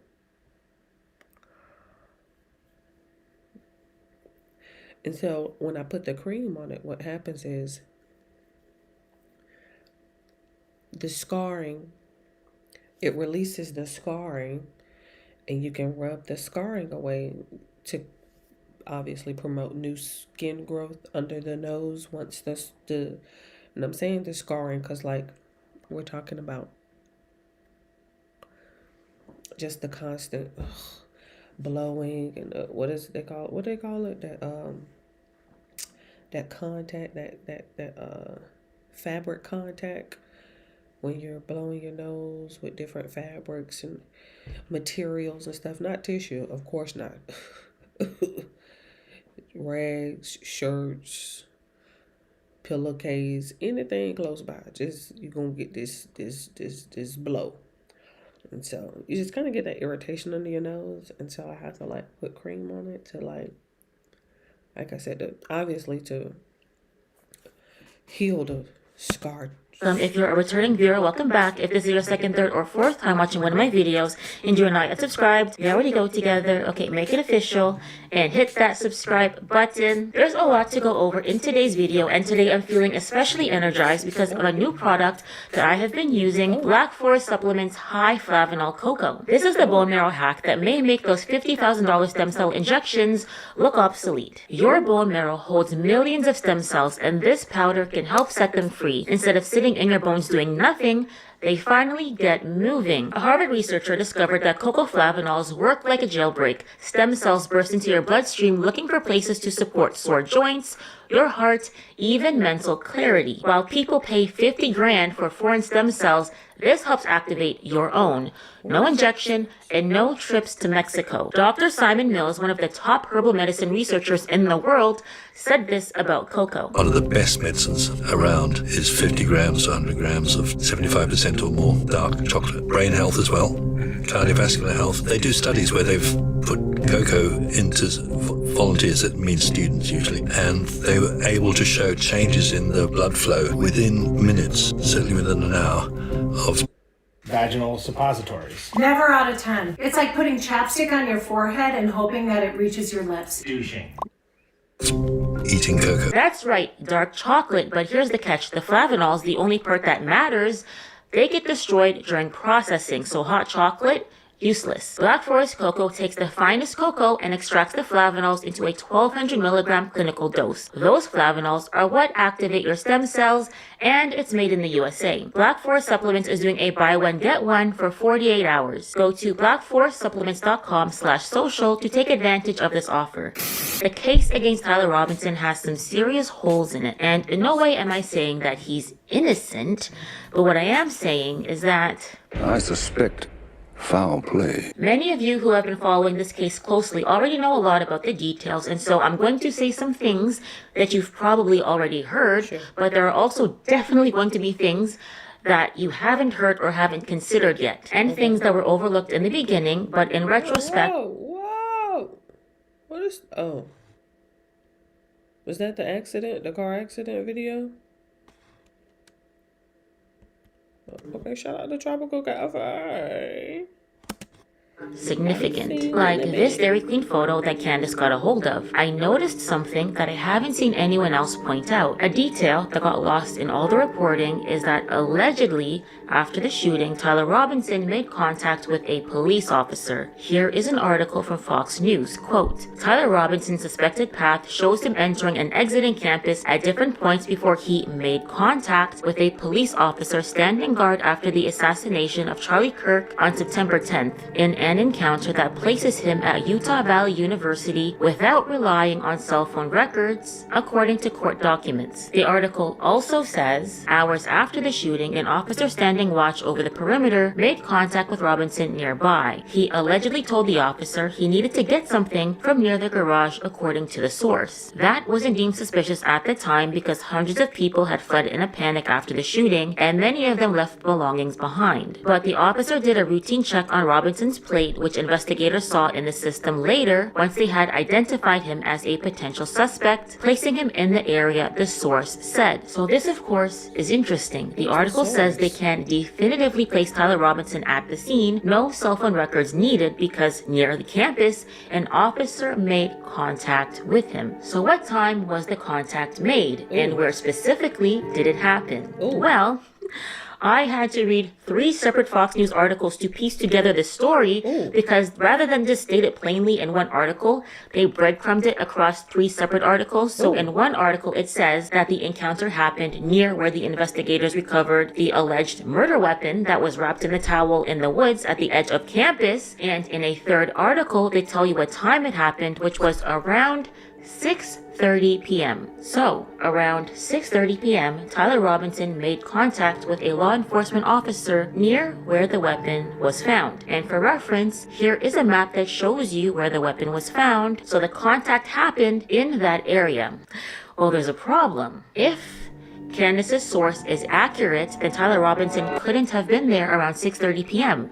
because apparently he was at the Dairy Queen in Orem. Allegedly taken, I'll say allegedly for safety here, but it's looking right according to my timeline, allegedly taken at 6:38 p.m.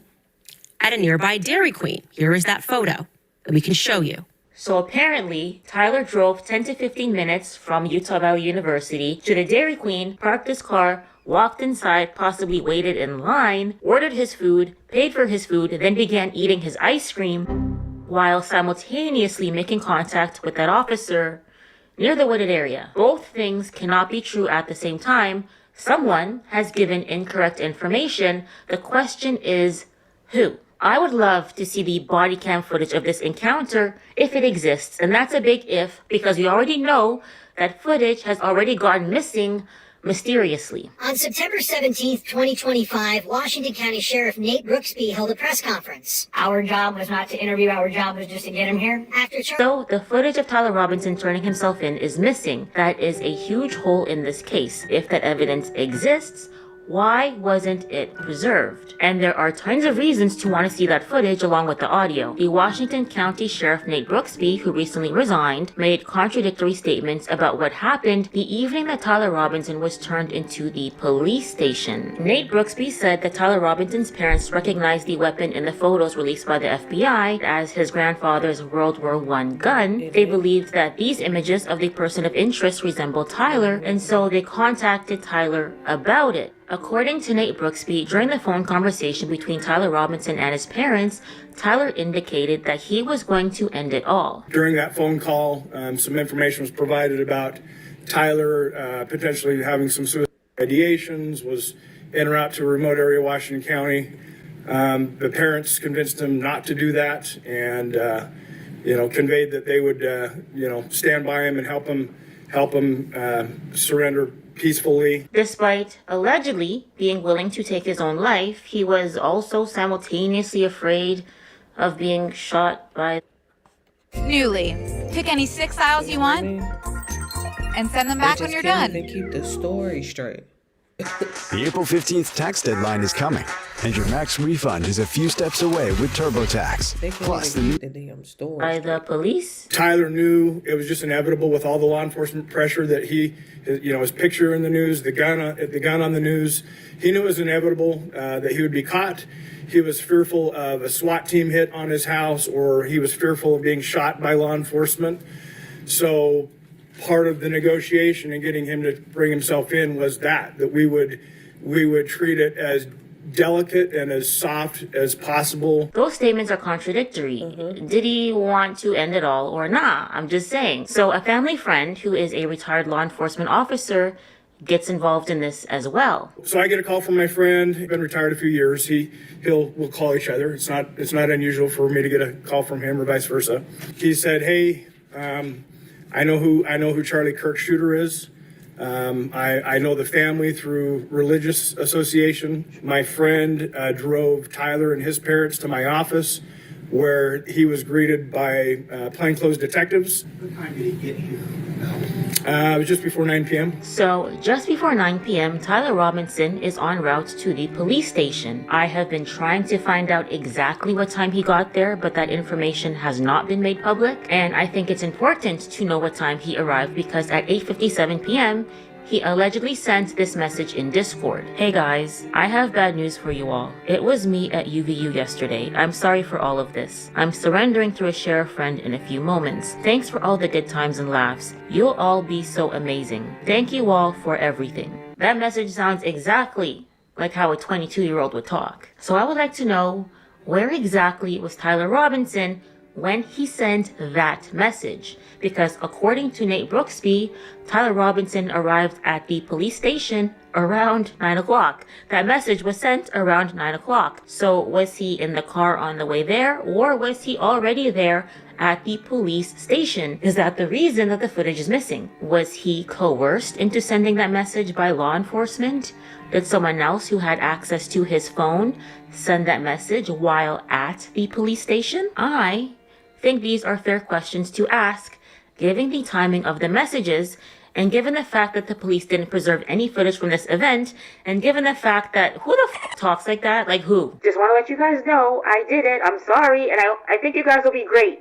I think you guys will be great, but I'm gonna go to prison now. Bye. Like, who the talks like that? No one. There is one last thing that I want to point out. Going back to the charging documents that contain those messages between Lance Twiggs and Tyler Robinson, the messages that nobody is buying, not even Crystal Ball. I think it's very reasonable that people are looking at this and going, this is a way a 22-year-old text Okay. All the normies agree that these text messages with no timestamps seem inauthentic. I have previously pointed out the contradiction where Tyler Robinson, through text message, instructs Lance Twiggs to look for a note underneath a keyboard, and on the note is conveniently a handwritten confession, and then a few minutes later, he texts Lance saying, "I planned to take the secret to the grave. Oh dear, oh me, oh my, I was never going to tell you." Okay, then why did you confess on a handwritten note and put it under the keyboard if you were never going to confess to doing this? If you were never going to tell Lance Twiggs? If it was supposed to be a secret forever, why the would you write it on a piece of paper proactively and then leave it somewhere and then tell him to go read it? It doesn't make sense. But aside from that ridiculous contradiction, the FBI says they don't have possession of the handwritten note. They say they saw a photo of it and the original was destroyed, and they are using the photo as evidence. In the text messages, he confesses to everything, okay? He even talks about the towel. He even talks about the towel. Talks about the towel. He talks about the gun, about where he put his clothes, about changing his clothes. He talks about everything, confesses to everything. And then he never mentions the screwdriver. I'm just saying, this screwdriver detail really bothers me because I think they planted that evidence. They didn't mention the screwdriver at all in the charging document. The first time the screwdriver is publicly discussed at all is 5 days after the shooting on September 15th, 2025. Why is this important? Somebody's calling me. Let me see if it's for real. Yep, it's for real. Hold on. I'll be back. Let me go and check on the big man.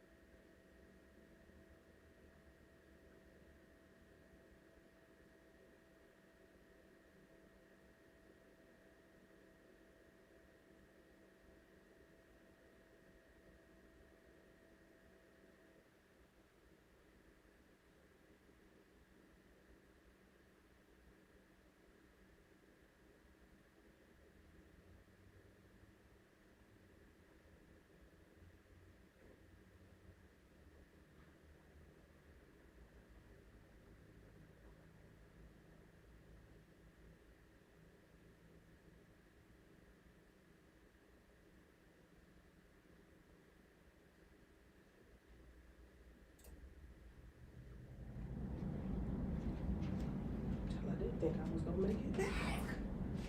I didn't think I was gonna make it back. Lord have mercy. Except as soon as I hear that door, I'll be like, don't say. As soon as I hear that door open, it's possible. I didn't think I was gonna make it back. Child, that stuff Miller and the bathroom breaks be so serious. I don't have no complaints. I'm like, use the bathroom, go back to sleep. This screwdriver is one of the pieces of evidence that they are using to say that Tyler Robinson was at the scene of the crime. They are alleging that once Tyler got onto the roof, he used the screwdriver to assemble the gun, and they say they found the screwdriver on the roof, and they say that his DNA is on the screwdriver. Why wasn't this very important piece of evidence not mentioned at all in the charging documents? But yes, homeboy allegedly confesses to everything, and everyone was just wrapped up in how they could get the messages sound, that there was one line that was overlooked. So in these text messages, Lance Twigg, Tyler's boyfriend, says, "I thought they caught the person." And supposedly Tyler Robinson replies, "No, they grabbed some crazy old dude, then interrogated someone in similar clothing." We all know the crazy old dude was George Zinn, but who was the person in similar clothing? The only other person that was arrested that day was Zachariah Qureshi. At 4:21 p.m. Utah time, Kash Patel had tweeted that they had a suspect in custody, and we later learned that that was Zachariah Qureshi. However, they never said anything about what Zachariah Qureshi was wearing. None of the articles about the incident ever mention what Zachariah Qureshi was. Good catch, Niecy. Good catch. Similar clothing. And as a matter of fact, the reason he was arrested is not because he was wearing similar clothing. No photos of the person of interest had even been released at that time. That happened the next day. The police detained Zachariah Qureshi because he was going from hospital to hospital looking for Charlie Kirk, and the hospital staff then called the police. That is why he was a person of interest, not because he matched a description. There wasn't even a description at the time. The only physical description of Zachariah Qureshi that I could find was this police radio audio. Continuing attempt to locate active shooter suspect. Black vest and a black mask, possibly carrying a rifle. Toyota Corolla S820 Bravo Lima. Suspect, possible name Zachariah Qureshi, date of birth 5/12/2000. So, was Tyler Robinson listening to the police radio? Did the police manufacture these text messages and accidentally tell them themselves? Or is it just an assumption that Tyler Robinson had made? Did he just assume that the other person that they had arrested, they had picked him up? You know what really has me, right? This is what has me. Right? Now, we know how to, even with like X, right? And how they had with Amanda, how they screen grabbed it and then they'll just scroll. You know, you can just screenshot it and then it's this Roommate Robinson.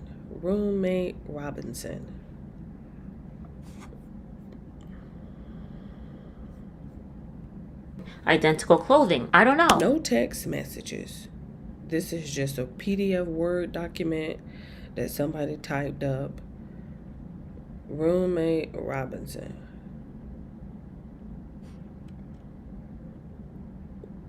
What are text messages at? Just pointing this out to you guys. What prompted me to make this video was the big news that came out recently that the bullet recovered from Charlie Kirk's body cannot conclusively be tied to the weapon the feds accused Tyler Robinson of using to commit this crime. This, of course, is huge. If they can't definitively tie that bullet to that gun, then they can't for sure say that that was the weapon used to kill Charlie. So that's a huge gap in the investigation. Anyways, that is all I have for this video. If you liked it, please don't forget to hit that like button. If you are not yet subscribed, please don't forget to hit that subscribe button, and don't forget to check out the sponsor of today's video, Black Forest Supplements. To get buy one get one free, go to blackforestsupplements.com/social. This deal is for 48 hours only. If you liked this video and you'd like to see more like it, I will have 2 more videos for you in the end cards. I will see you guys next time. Take care. Bye.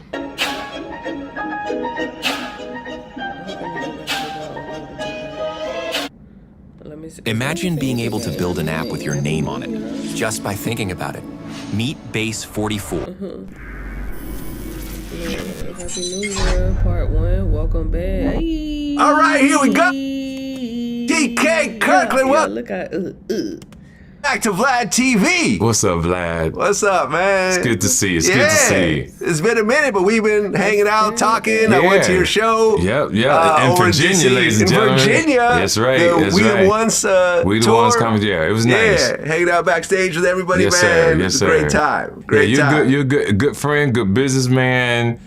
All the above. Thank you. Likewise. Thank you, sir. Thank you. Well, we cannot start this conversation off without talking about the Pooh Shiesty Gucci Mane robbery.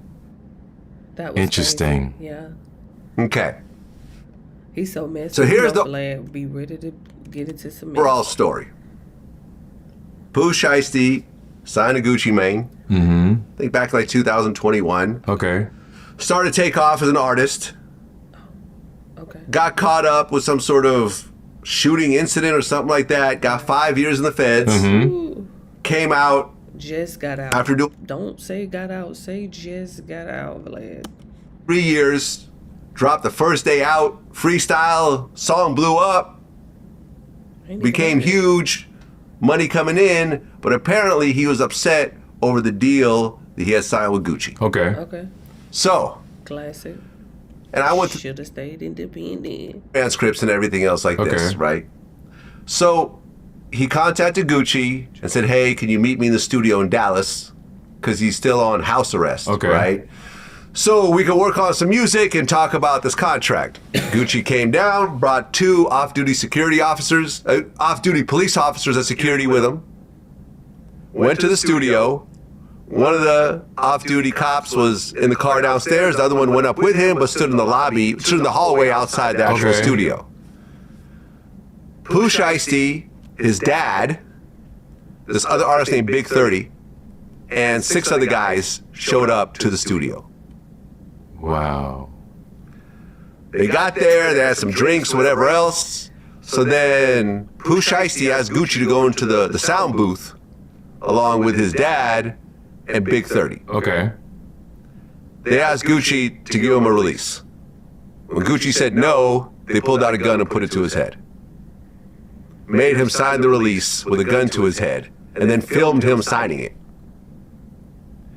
At that point, I forgot, Gucci actually came with this white cameraman named Matt and his other friend. The cameraman saw something was happening crazy in there, so he texted security to come inside. But at that point, they had blocked the door, and as Gucci was getting robbed, Pooh Shiesty's people started robbing Gucci's people. Okay. They took his watch, they took a 1017 chain, a bag full of money, and everything else like that. And then, when the cop tried to get in and see that he was outgunned, he let it go. Pooh Shiesty pointed a gun at everyone and said, "Leave." And then they left, and then everyone got arrested. Gucci Mane apparently gave statements, as well as the other victims. Okay. And that was a big deal, because I have a video from Gucci from 20 years ago saying he'd rather die than snitch. Yes. Now, is it any situation that you can see yourself that you would talk to the police about a situation or something? I won't talk. I don't do that. Well, we won't do that. For real, these Calanos all sit. Niggas I fuck with, my crew won't do that. We don't snitch on niggas. We stand down for ourselves. Like, if I gotta go, I'm gonna go. I done went before. I always snitch on nigga to save nobody's life, not even my own. I die. And he's been saying that this whole time. I'm not a snitch. I'll go to prison before snitching. You got to kill me, before I snitch. And as soon as this situation, because here's the interesting part about this situation, right? Is that if Gucci says, no, nothing happened, we just had a conversation, I signed the release, then that release is valid. But if he said that it was signed under duress, then it gets ripped up. Because after the situation, Gucci dropped a diss song talking about all this, saying he signed it under duress. Wow, this is crazy. This is the situation. So here's my take. Let's go. For the people that's been following me for years, I want you to see a man that has evolved in life. I told you something about 8-9 years ago with Jeezy and Gucci, and you asked me, do you ever think they'll make peace? And I said, they will make peace one day. I said, because they have evolved, they became men. 6 months later, bam, they had the concert, they shook hands. I was there, so the whole thing. And you played it, I think a week later, and said, yo, TK was right. Let me explain to you about this now. When Gucci Mane said that years ago, he was still, I'm just gonna say in my words, a child, still thinking like a child. Okay. In the streets, it's this, we get caught up in this illusion about snitching. We get caught up in all this BS. And I tell people in my show from time to time that snitching is the #1 salary for informants in the country. If you Google it, the salary for informants is insane. When you watch these documentaries on Netflix, they'll tell you that they cannot crack most of their cases without informants, without snitches. Gucci owns a record label. He has a wife, has kids. You can't risk your life and lose all that. When you live a good life, you see how we live. Drive nice cars, we travel the world. You have to do the right thing in life. Like, forget what people might say, oh, you snitch or whatever. So people rather see you dead or in prison to say. The police officer at the scene told me to never sue the driver who crashed into me after my car accident. I took his advice and got $100,000 for my accident without suing, without going to court, and without dealing with insurance directly. At first, I thought he was out of his mind. Everyone sues after accidents, right? That's just what you do. That's how you get justice. That's how you get paid. But this officer looked at me and said, you can do it that way if you want.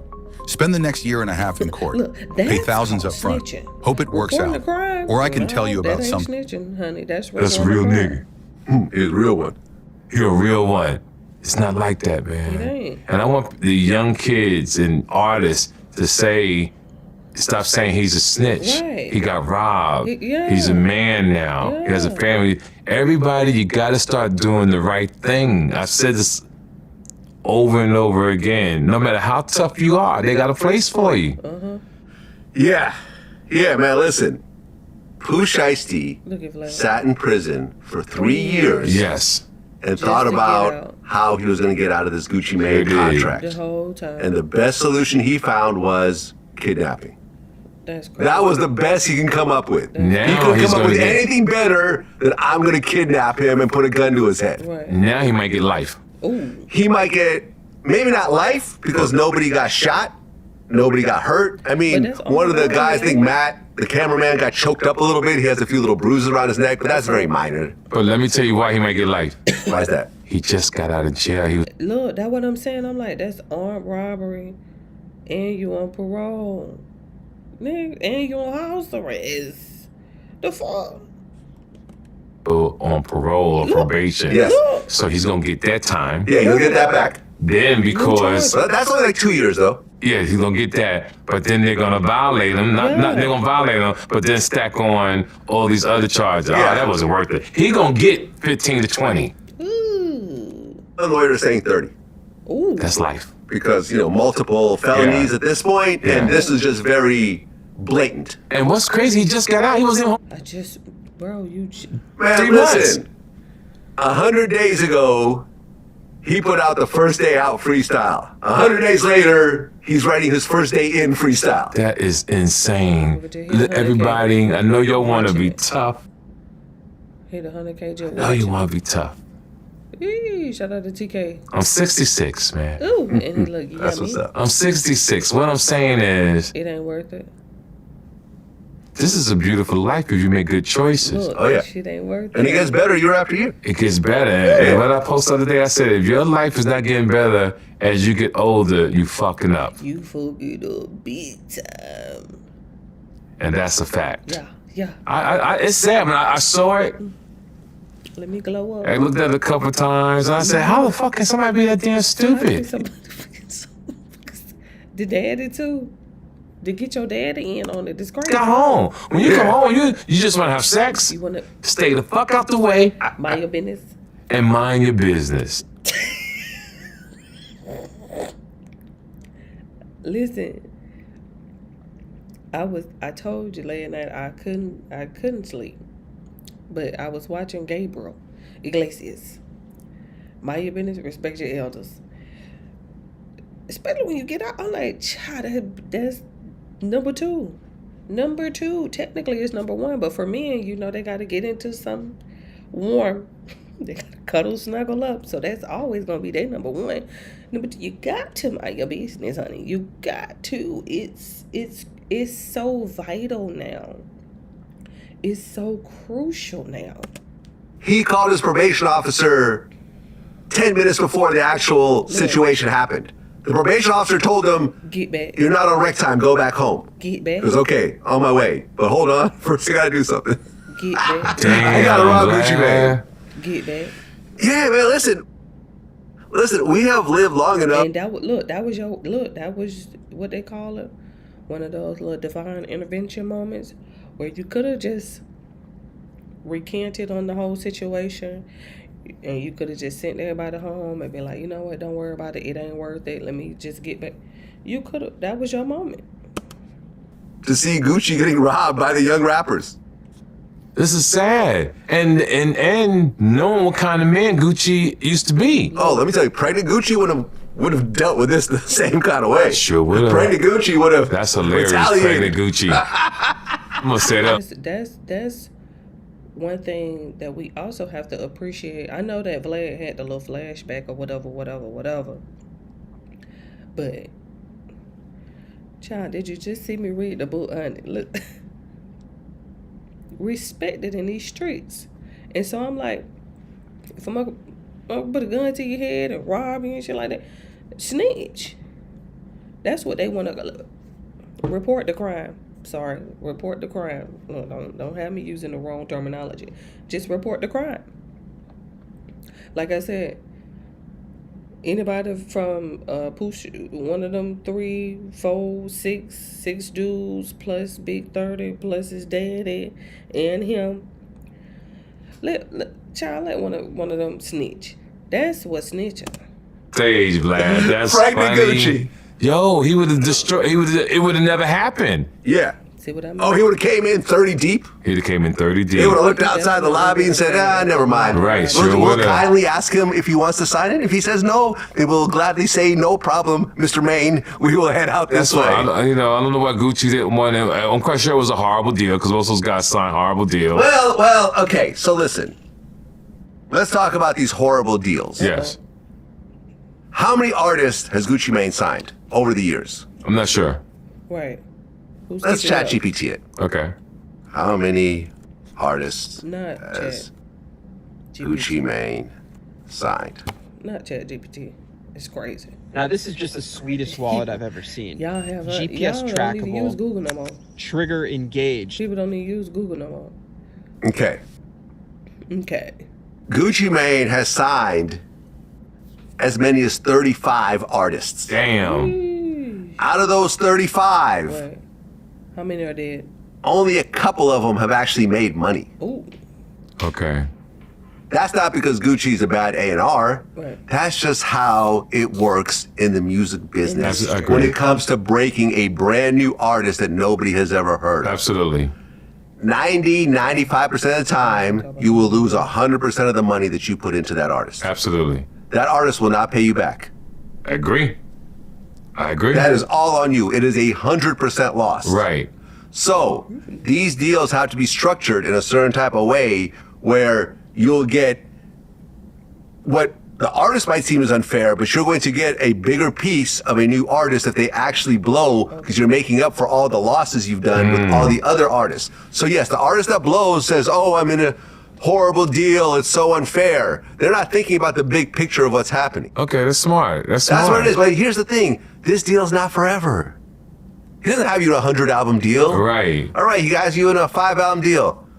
Get the studio, drop those 5 albums. A couple years later, you'll be done. Then you'll go sign a big, huge deal with Universal or whatever else. If you're a hot artist, that's just how it is. How it is. The alternative is not pulling out a gun to the CEO's head and say, sign this. There isn't. Not when choices again. This is, every year somebody proves me that they're dumber than the last person that got locked up. Oh, you thought he was dumb? Watch this. Right, exactly. Because it gets worse every year. Like nobody has no goddamn common sense. I mean, if you look at all the rappers that have crashed out, yeah, it just keeps. I mean, he's up there. Yeah. Like the ones that are in jail right now? Yes, he's up there. He's up there. Yeah. I'm thinking now he's really number one. Well, let's see what happens to Lil Durk. Because if he gets convicted, I was like, child, he done got pushed the fuck back again.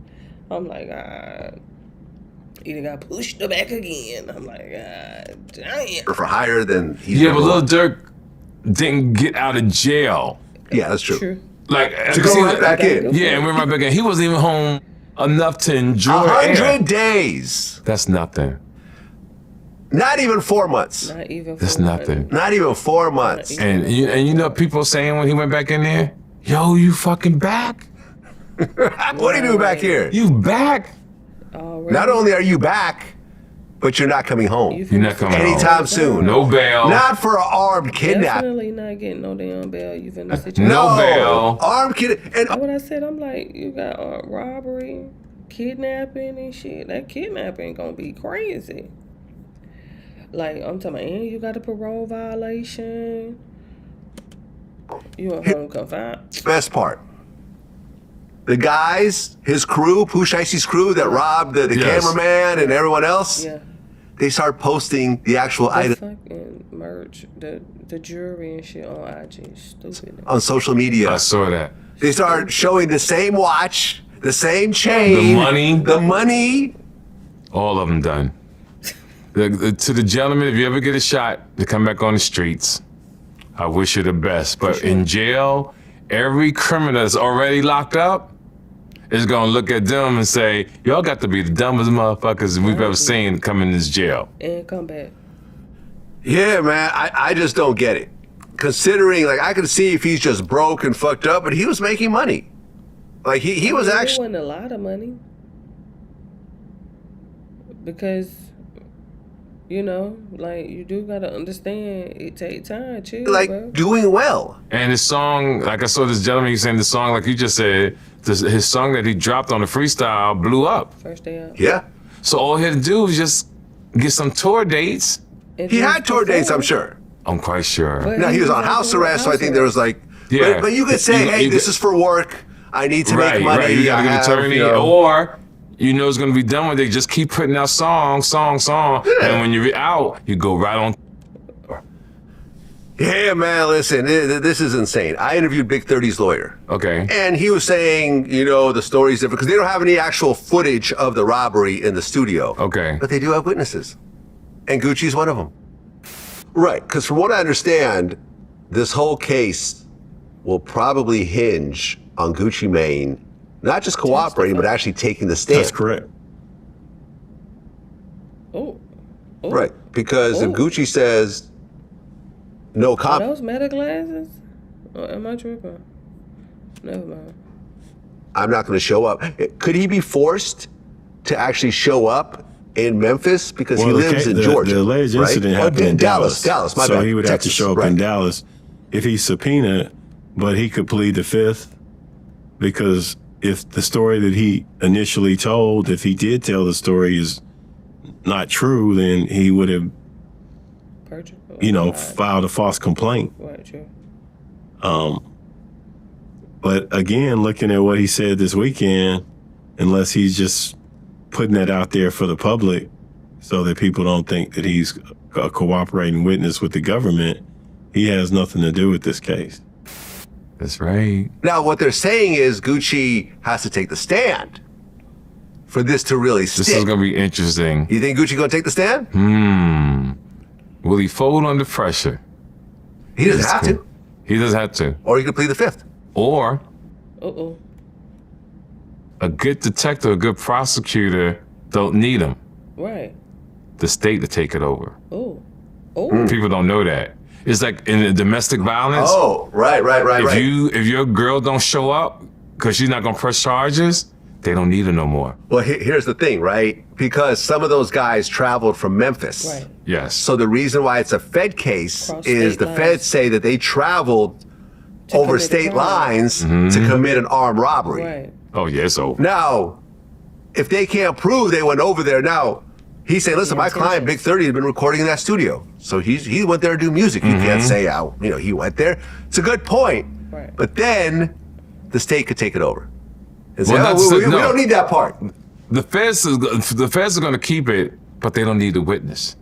They don't need it. Well, they just have take other it. witnesses. Right. They'll take the case themselves.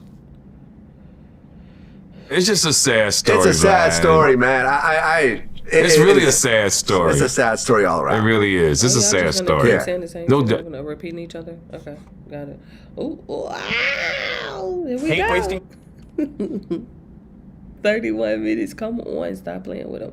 51:49. I told you. Didn't I tell you about Sam? Entire weekend Did I scrubbing not your just say driveway or patio? Sam?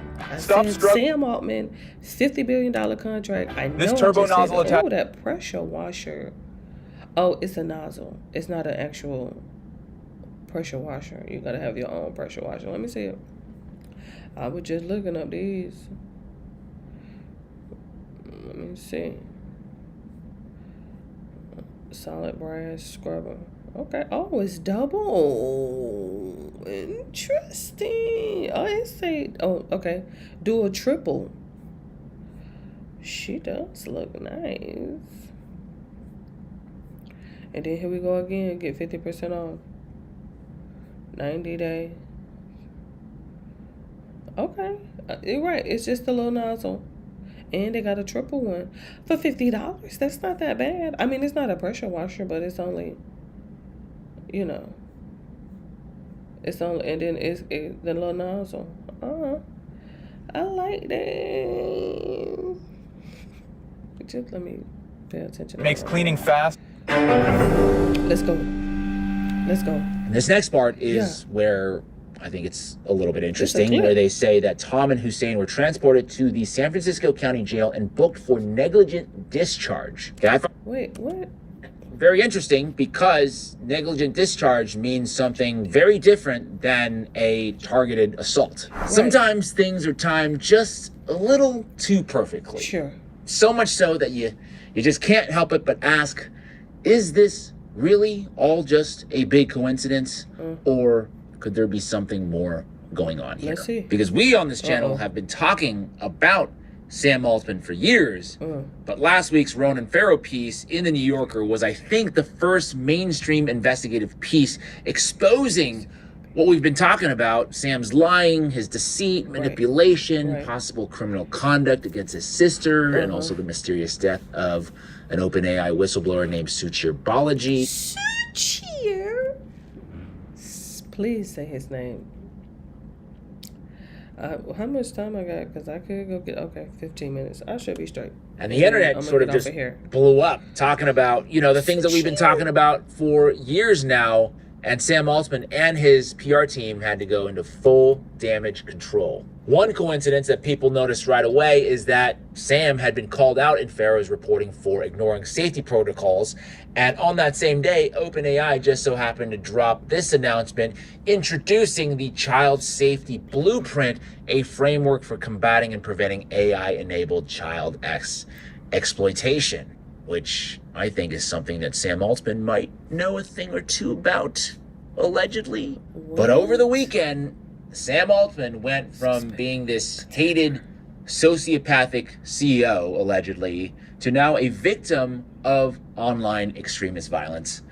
Take a listen. Hi, Harris. Well, Fox News exclusively here right now as FBI agents literally just swarmed the home of that 20-year-old suspect accused of trying to kill the CEO of OpenAI by throwing a Molotov cocktail at his house. Now we have the Harris County Sheriff's Office here, and again, the FBI. I want to say over a dozen federal agents and law enforcement officers. You could see his garage is open here. Now, sources tell me the suspect was driven by strong anti-AI views, and he was arrested in San Francisco carrying a document that he wrote attacking AI. That document is a 3-part series and includes a list of names and addresses of other AI CEOs and investors.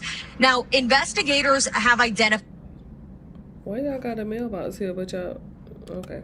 him as 20-year-old Daniel Moreno Gamo, who we have a picture, a surveillance image here sent to me by one of my sources. He's accused of traveling from his home here in Texas, again, where we're standing outside of now, to San Francisco to carry out this attack. So that was the first of 2 attempted attacks on Sam Altman over this past weekend. This right here is the other incident reported by the San Francisco Standard, that Sam Altman's home had been targeted in another attack with 2 suspects arrested, and that early Sunday morning, a car had stopped and appeared to have fired a gun at the Russian Hill home of OpenAI's CEO, according to the police.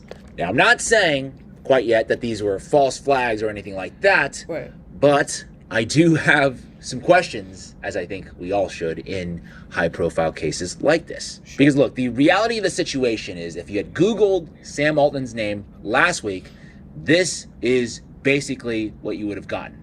Articles like, Sam Altman is having a really bad week. The most powerful man in tech has also a sociopathic lack of concern for consequences. Futurism. Inside sources say Sam Altman is a sociopath. News Nation, unconstrained by truth, Sam Altman profile casts doubt on his trustworthiness. OpenAI boss Sam Altman is a sociopath who cannot be trusted, tech insiders say. So basically, this guy, Sam Altman, who controls a lot of the AI industry, lacks basic human empathy and should not be trusted. Not ideal, to say the least, for Sam Altman, but guess what it looks like now. Sam Altman's home targeted again days after Molotov cocktail attack. Second possible attack near Sam Altman's home. Suspect in Molotov attack on Sam Altman's home linked to AI Discord server. New York Times, Molotov cocktails hurled at Sam Altman's home. So essentially, he goes from being a deranged sociopath to now the ultimate victim. Okay, and he played this hand quite nicely, okay, taking to social media almost... This morning, and I wasn't sure if I would actually publish it, but here it is. Immediately the day after the attack, this is what he posted. Directly on his blog, he says, "Here is a photo of my family. I love them more than anything." And he posts this picture of his husband, who he, by the way, met at Peter Thiel's hot tub at 3 a.m., That's an aside to the story. And of course, his beautiful child, nobody can hate on that. But, you know, pretty nakedly using his baby and his... Oh, so he gay. Interesting. Now they're as a prop, which I guess, you know, it's your kid, so you can do whatever you want with them. Right. And I think, obviously, kids should be protected at all costs. Right. But remember, Sam Altman is a master manipulator, as we've been told by many people who are close to him. Okay, and here's what he writes. Images have power, I hope. We normally try to be pretty private, but in this case, I am sharing a photo in the hopes that it might dissuade the next person from throwing a Molotov cocktail at our house, no matter what they think about me. The first person did it last night at 3:45 a.m. in the morning. Thankfully, it bounced off the house and no one got hurt. The first person. Yeah, you tell me if I'm reading too much into this, but first person, doesn't that kind of imply that there will be a second person? And when this was written, that second attack had not happened yet. Right. So was he like not supposed to have sent that out yet, or maybe it was a Freudian slip, or maybe, like I said, I might be reading too much into it. I'll let you decide. But the one thing I did find kind of weird, to go back to that article from earlier, was that the media reported this as a target on his home, right? Early Sunday morning, a car stopped and appeared to have fired a gun at the Russian Hill home of OpenAI CEO, according to the police. But if you go to the SFPD website, it says, quote, on April 12th, 2026 at approximately 2:56 a.m., San Francisco police officers responded to Russian Hill regarding a suspicious occurrence of possible shots fired. Through the course of the investigation, officers learned that a vehicle with 2 occupants drove past a residence around the time of the possible shooting. Investigators assigned to the Special Investigative Division took over the investigation and determined the vehicle belonged to a 25-year-old Amanda Tom of San Francisco. Officers responded to the 2000 block of Taylor Street and detained Tom and 23-year-old Mohammed Tariq Hussein without incident. And this next part is where I think it's a little bit interesting, where they say that Tom and Hussein were transported to the San Francisco County Jail and booked for negligent discharge. Okay, I find that very interesting because negligent discharge means something very different than a targeted assault, right? Okay. Negligent discharge is the unintentional firing of a weapon caused by carelessness or improper handling, whereas assault involves the intentional, willful threat or application of force against another person. So, based on the way the police have charged the subject, I wonder why Tory didn't get negligent discharge. It was just a thought that I had in my head that I figured I would say out loud.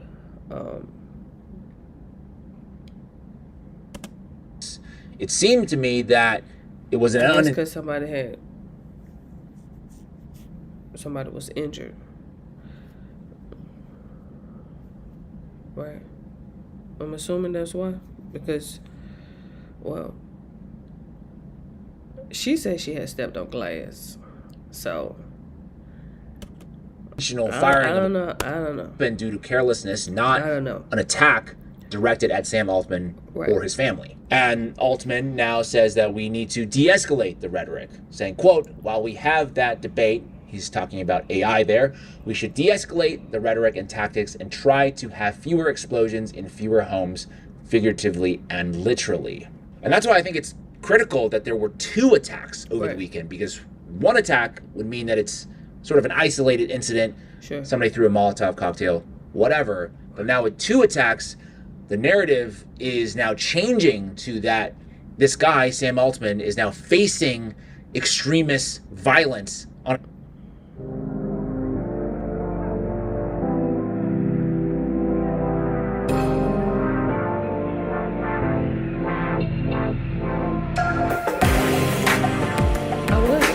See it because and I see that cushion. I don't think I saw that cushion the first time. I think it's all cushion actually. I thought there was like some, but it looks to me okay. Oh, I don't need all that to go to sleep. I really don't like that. I really don't like that.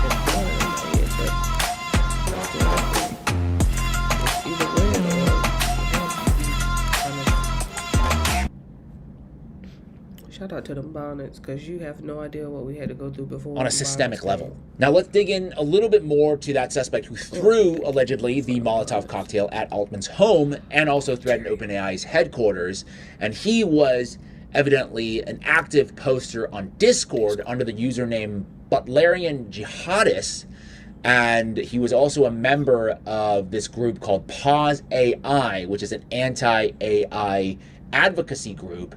And he posted recently, this is on December 3rd, 2025, quote, we are close to midnight, it's time to actually act, which could be interpreted as some kind of call to action, not necessarily violent, but could be construed as such. And now the Pause AI group is forced to respond, saying, quote, Pause AI unequivocally condemns this attack and all other forms of violence, intimidation, and harassment. We wish safety and peace to Sam Altman, his family, and everyone affected. Pause AI exists because we believe everyone deserves to be safe, including Sam Altman and his loved ones. Violence against anyone is antithetical to everything we stand for. So you see how everything has changed now in a matter of 48, 72 hours, right? Now this legitimate activist group against the proliferation of AI and all these data centers that are polluting and also using up a bunch of resources, they now have to contend with all of a sudden being lumped in with domestic terrorism. Now again, I am not saying yet that Sam Altman planned these attacks himself, but it just so happens that years ago there was a very interesting parallel for when Ronan Farrow exposed Harvey Weinstein for his many transgressions. Weinstein then hired a private intelligence firm called Black Cube to threaten and discredit journalists and reporters. Black Cube is a private intelligence agency based in London, Tel Aviv, and Madrid. The company was founded in 2010 by former Israeli intelligence officers Dan Zarella and Avi Yanis. Its employees include former members of Israel. He is irritating me without zooming in on this little bitty ass text. Intelligence unit, aka the Mossad. In the past, it has supported IDF activities. Black Cube is criticized for not following ethical rules. Its tactics have resulted in a number of international controversies. In Canada, the firm was criticized by an Ontario court for an attempt that aimed to discredit a judge by trying to get him to make anti-Semitic comments in secretly recorded meetings.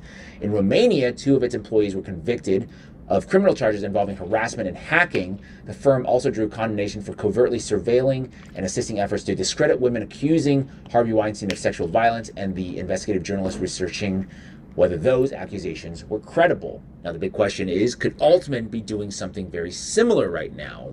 I, of course, have my suspicions and also a few insider sources indicating to me that it is a very distinct possibility that Altman has hired Black Cube to do some of this work, although can't confirm that at this point, so I'm just going to say a big allegedly. And then there was this other famous case when protesters at Standing Rock were infiltrated by another private security firm called Tiger Swan, basically to paint these environmental activists out to be violent extremists and arguably going in there to foment jihadism. Okay, think old school, FBI, COINTELPRO kind of tactics. Right. Like using agent provocateurs to incite violence that would then justify massive police crackdowns, changing the narrative completely, changing how the public views this particular issue. Lee Fang actually did a great piece a couple years ago digging into private spies that were being hired by the FBI and corporate firms to infiltrate Discord, Reddit,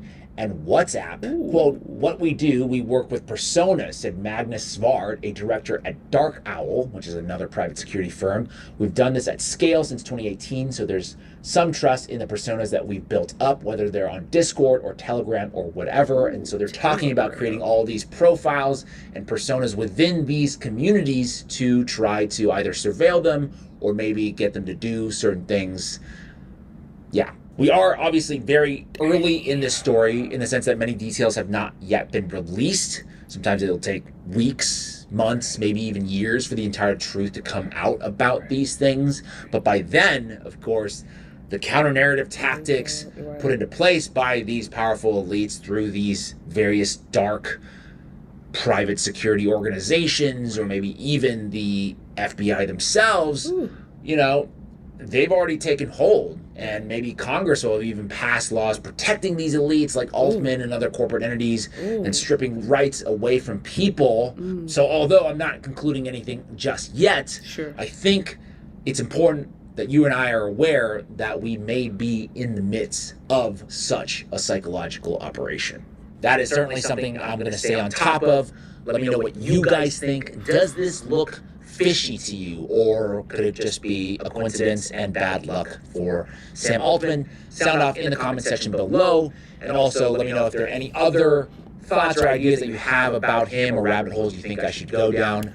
If you want to support my journalism, you can become a member by going to my website, 5149gameslead.com. You can pick yourself up some merch there. But if you're not able to, no worries at all. Just take a second to like this video, give it a thumbs up, share with your friends and family, subscribe, hit that notification bell so you're the first to know when my next video drops. As always, thank you so much for your time, and I will see you in the next one. Has there ever been a suicide? In the meantime, in between time, I'm gonna get on the bike. Oh, wait. I mean, who orders DoorDash and then shoots himself? I mean, maybe.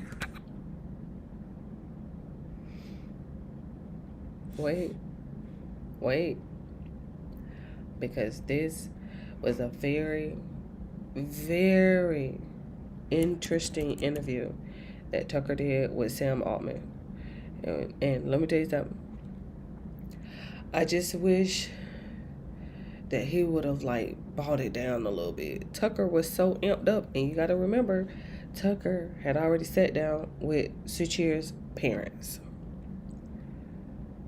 I just wish he would have toned it down, dialed it back a little bit. He was too worked up. he was too worked up. But he was talking about Suchir when he had ordered food, takeout, got on the elevator, went down, grabbed it, came back upstairs, and then somehow he ended up shooting himself twice. This is where it gets into, I think, a little bit painful, just not the level of respect I'd hope to show to someone with this kind of mental. I get it. I totally get it. People do commit suicide without notes a lot.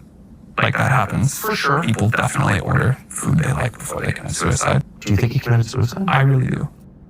Here's the truth. I'm gonna get on about that now. Because that was pretty much it. We took care of Candace. We did Niecy. And then we swung over there by TK because he was on Vlad. And then somehow 5149 came on in. So in the meantime,